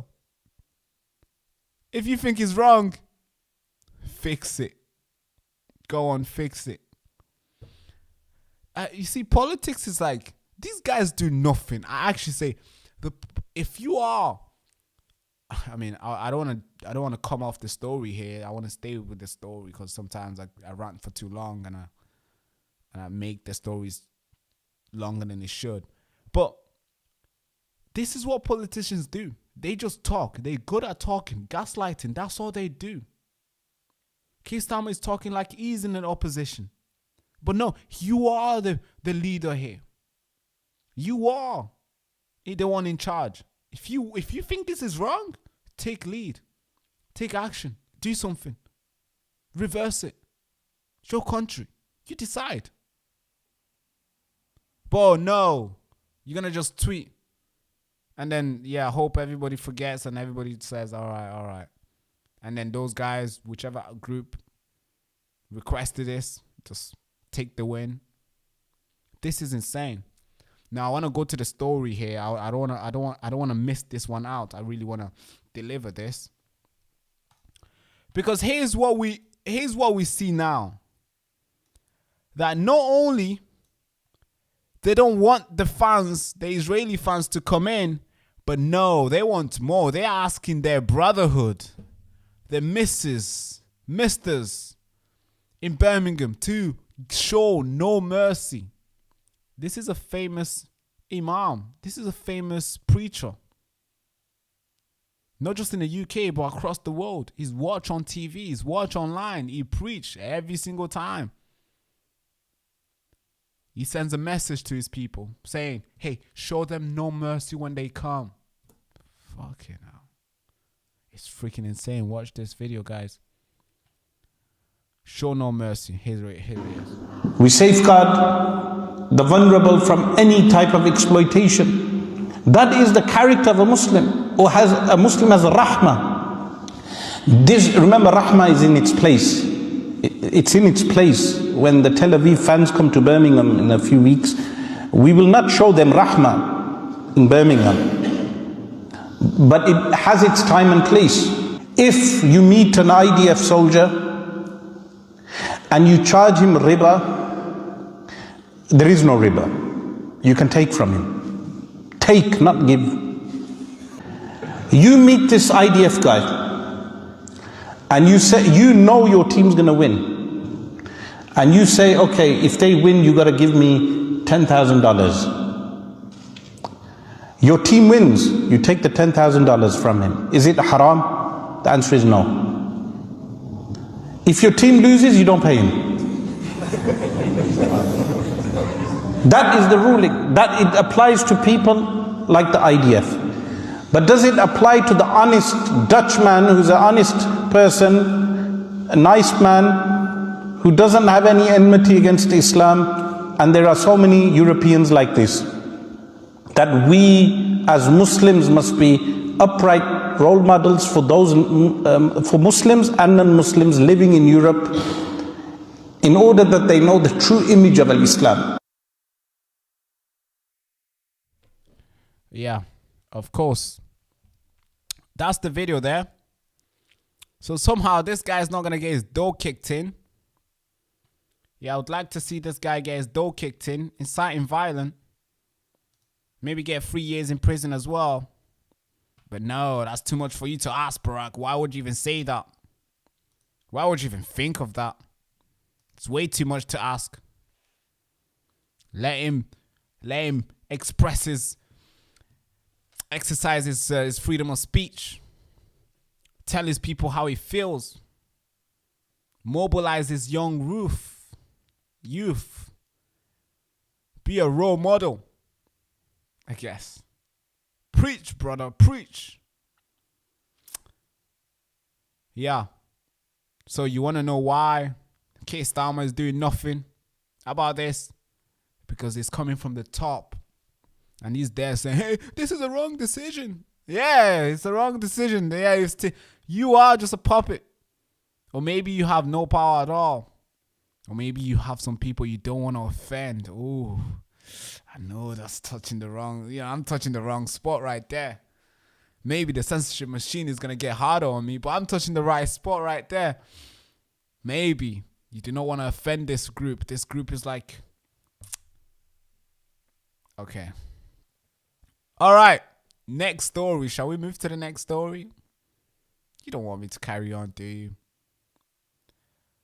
But I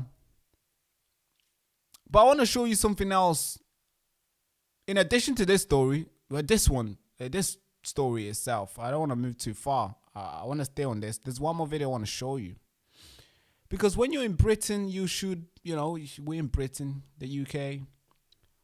Even if you can't speak English, you should try to learn and try to be able to put some words together. So whoever you're interacting with can understand where you're coming from, verbally or physically. Because like sign language is like the best, and not just sign language in particular, but I mean verbally, physically with your hand. People understand. You should be able to communicate and get better in English. I mean, I'm trying that all the time. I got my dictionary. I always read my dictionary. I'm reading new books, new language. I'm trying to find I'm trying to leave this surface I'm on and expand my lexicon. But no, you'd expect more from an MP, right? If somebody is a member of parliament, is out there, is representing everybody in that constituent, right? Everybody who's speaking English in that place. You should expect them to speak English themselves, right? Apparently that's too much to ask. Or maybe reporting about it is already too much to ask too. So I could get in trouble reporting on this. But here's the video I want you to watch. I always come with visual evidence, so I'm not here saying something. I'm not here trying to pick these guys out. But hey, this is him speaking. It's a conference. There's flags. There's people. And it seems like he's speaking to his constituent. And here's the language. I want you to listen very well. I don't know what this is. Maybe it's to fix the road. But seem like the demands are very different. Seem like the demands are high. The demands are noble. The demands are good. But they are not for Britain. But here's the video. God bless me, man. Why do I get myself in these stories, bro? Oh, God. कि हम मुतालबात दोहराते रहें और लाशऊरी तौर पर किसी के मफादात की बीच चढ़ते रहें। दोस्तों, ख्वातीन और हज़रात, गौर से सुने। पिछले 72 साल से आपकी 3-4 नस्लें यहाँ आबाद हैं और घर बार आपने छोड़ा, सौखोड़े ले सौखे उसना हम यहाँ हैं, सौखे हम हुए, हमारे घर बार लुट गए, सौखे नहीं हुए, मेरी माँ बहन बेटी। Yeah, so much passion being shown by this young man. So much passion. So much passion. I would want my MP to show this type of energy towards his constituent. I would love that. Oh, no, I would love my MP to have this type of energy. I think the Birmingham, people in Birmingham, I'm sure they are so proud in having this guy in charge, in having him to represent them. Oh, maybe they are not as proud, are they? Because this guy is shouting on top of his lung, not for Britain's interest, but for a foreign country, somewhere far away. Far away. Is shouting and screaming for an airport in Kashmir. Because as you already know, Kashmir is like this little place.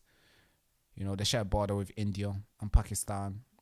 I say it, I might offend some people, but I say that thing belongs to India. But anyways, the whole thing belongs to India anyway. Fuck. But obviously Pakistan wants to have that place. It's a big story. It's a long story. I made a video about this, diving into it, and the reason why that place is it's been an epicenter of violent terrorism, mostly from Pakistan. Now, a lot of Muslims in the UK are fully in support of making Kashmir a part of Pakistan. And of course, there's not a big airport where you can go from the UK to Kashmir. You have to either go to India, then go through and go to Kashmir. Or you have to go to Pakistan and go through to Kashmir. But this guy here is in the UK. And obviously he has a lot of passion. He has a lot of energy. And he's demanding something big. And that is not to fix the roads in Birmingham. Not to fix the bins and all the dirt in the street. No. It is to get an airport in Kashmir. Like, I prefer my MP. Thank God. At least he does not do enough. But whatever it does it for the constituent. I prefer my MP here. So we got a Labour MP. Quiet guy, doesn't talk much. Maybe because it doesn't work at all. But he's quiet. Super quiet. I hope one day he reads the emails and he texts back. It'll be so cool to have him on it. Oh God, I would love to talk to him. I would really love to get a reply from him. I can't really tell you my MP because then you'll know where I am. But not that it's a bad thing. Well, of course, there's always bad actors. Always, everywhere. But that's the story. Is demanding so I just oh God, that story just went too long. Let's see if we can cover the last two. I said I'm gonna cover both. Next time I'm not gonna put too many story on the line. If I will, then I'll make sure I don't take too long representing all of them. All right, let's talk about this Ukrainian guy, Ukrainian kid. A tragic, very bad, evil is everywhere. Everywhere. So a young guy goes, from Ukraine, 17-year-old kid. He's like, man, I got nothing here. Nothing is going on for me. I have nothing for me. It's war. I need to go somewhere and be taken care of. I'm just a teen. I got a whole life in front of me. I need to look for a place so I can go and be taken care of. And have something to look up to. Have dreams. Have aspiration. Have, do stuff. Go to school. But apparently that's too much to ask. Way too much to ask. So this guy gets accepted. He goes to Ireland. They're like, all right, we're going to take you in. They take him in. 4 days him being in Ireland. 4 days. Not even a week. I don't know if he got his application solved yet. Like just being there 4 days. He got stabbed. Multiple times. October 15th, a 17-year-old Ukrainian named Vidan was fatally stabbed in a, quote, frenzy. Frenzy. Oh, God. 2 seconds. Let me zoom this shit in. God. Give me a second. Frenzy knife attack in Tulsa refugee center in northern Dublin. The attack was targeted in the head, eye, chest. Whoa. Shit. Yeah. Wow. The attack was targeted in head, eye, chest. I mean, who does that? Like, the idea of even stabbing somebody. Never mind going for the eye, head, and chest. This guy wanted to kill him. I mean, it did kill him. Was carried out by a Somalian youth who is now under medical supervision and facing questioning. Also, a female staff tried to intervene was also hospitalized with several wounds. The victim had arrived in Ireland from a war-torn Ukraine just 4 days earlier. And then that was it. Reminds you of another story, right? Remember? Before Charlie Kirk? Yeah. I know. What do we do? It's normal now. Everywhere. You go, you look for a better life as a young man. You know, you're a teen. You're meekly begging every government to take you in. But apparently that's too much for you to ask.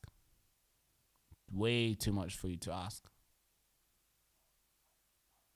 So you got, it's dead.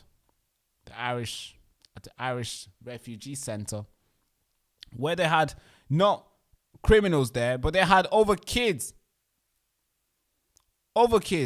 who were there, who were housed there. Youth. It was a youth center for refugees, just youth. So kids were there. All the kids from Somalia, Ukraine, Sudan, and that's the most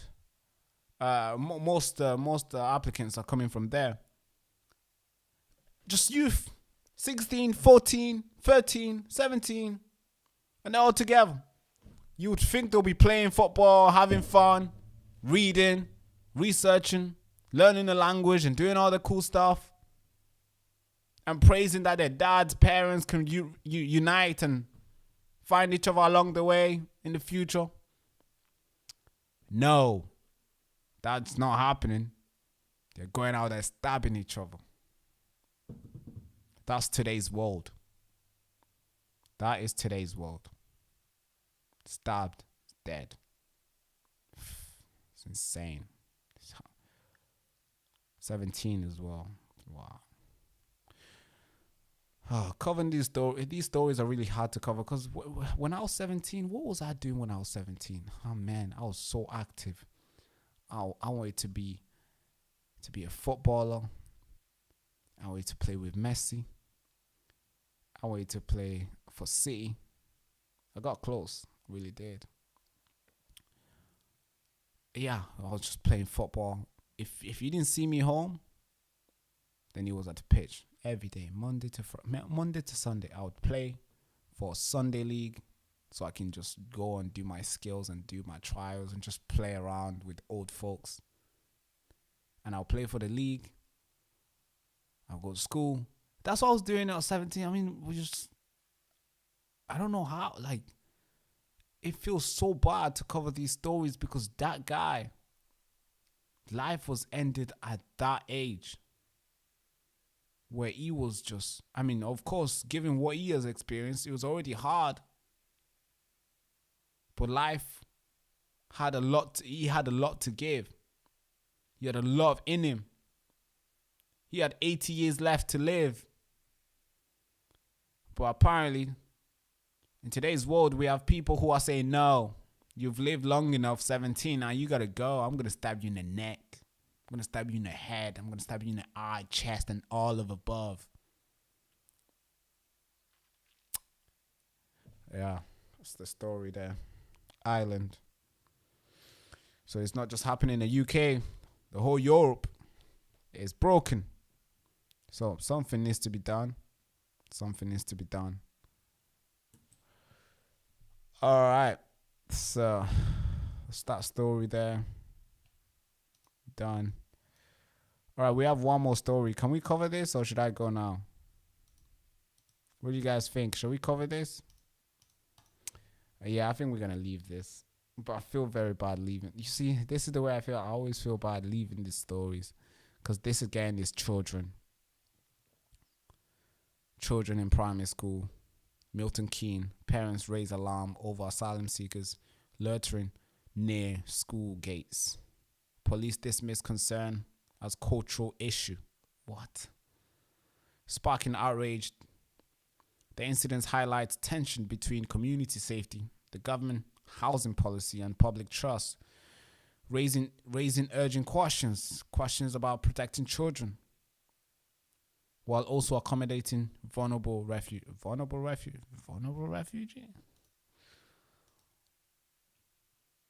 Yeah, I'll make a video about this instead.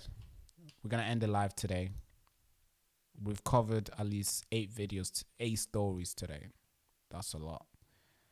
How long have we been live? We've been live for 1 hour, 2 hours. You've done a great stream today, Barack. Yeah, thank you. Appreciate you. Thank you. Tuesday is gonna be the best one. Tuesday is gonna be the best one. Come on Tuesday.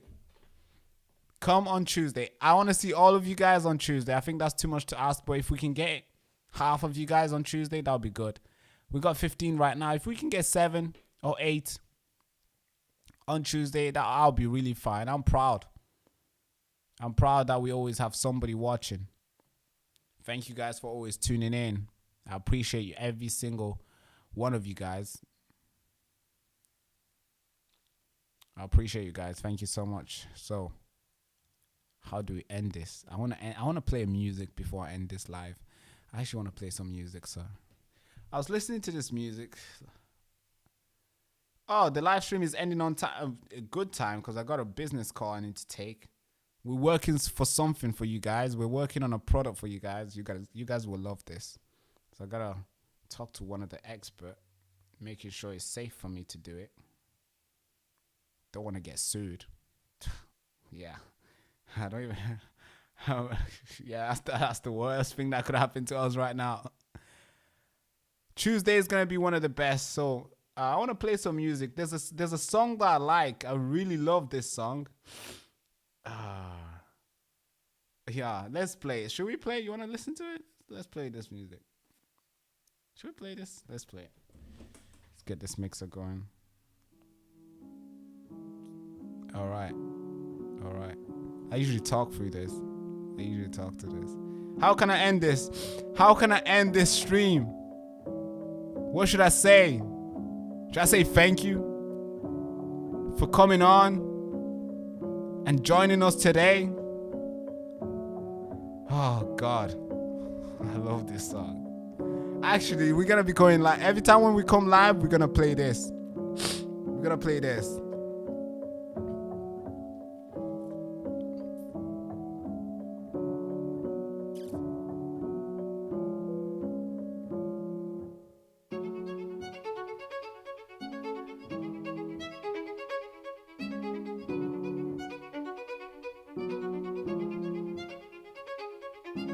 Ladies and gentlemen, patriot, truth seekers, digital warriors, you've been tuning in. You've been watching The Baraka Show. Thank you so much for coming on today. As you are the warrior, you are the truth seekers, you are the warriors. Thank you so much. And if you're new to the channel, make sure you like, comment, subscribe. Bye-bye. Oh, it's been a lovely live today. It's been long. Attention.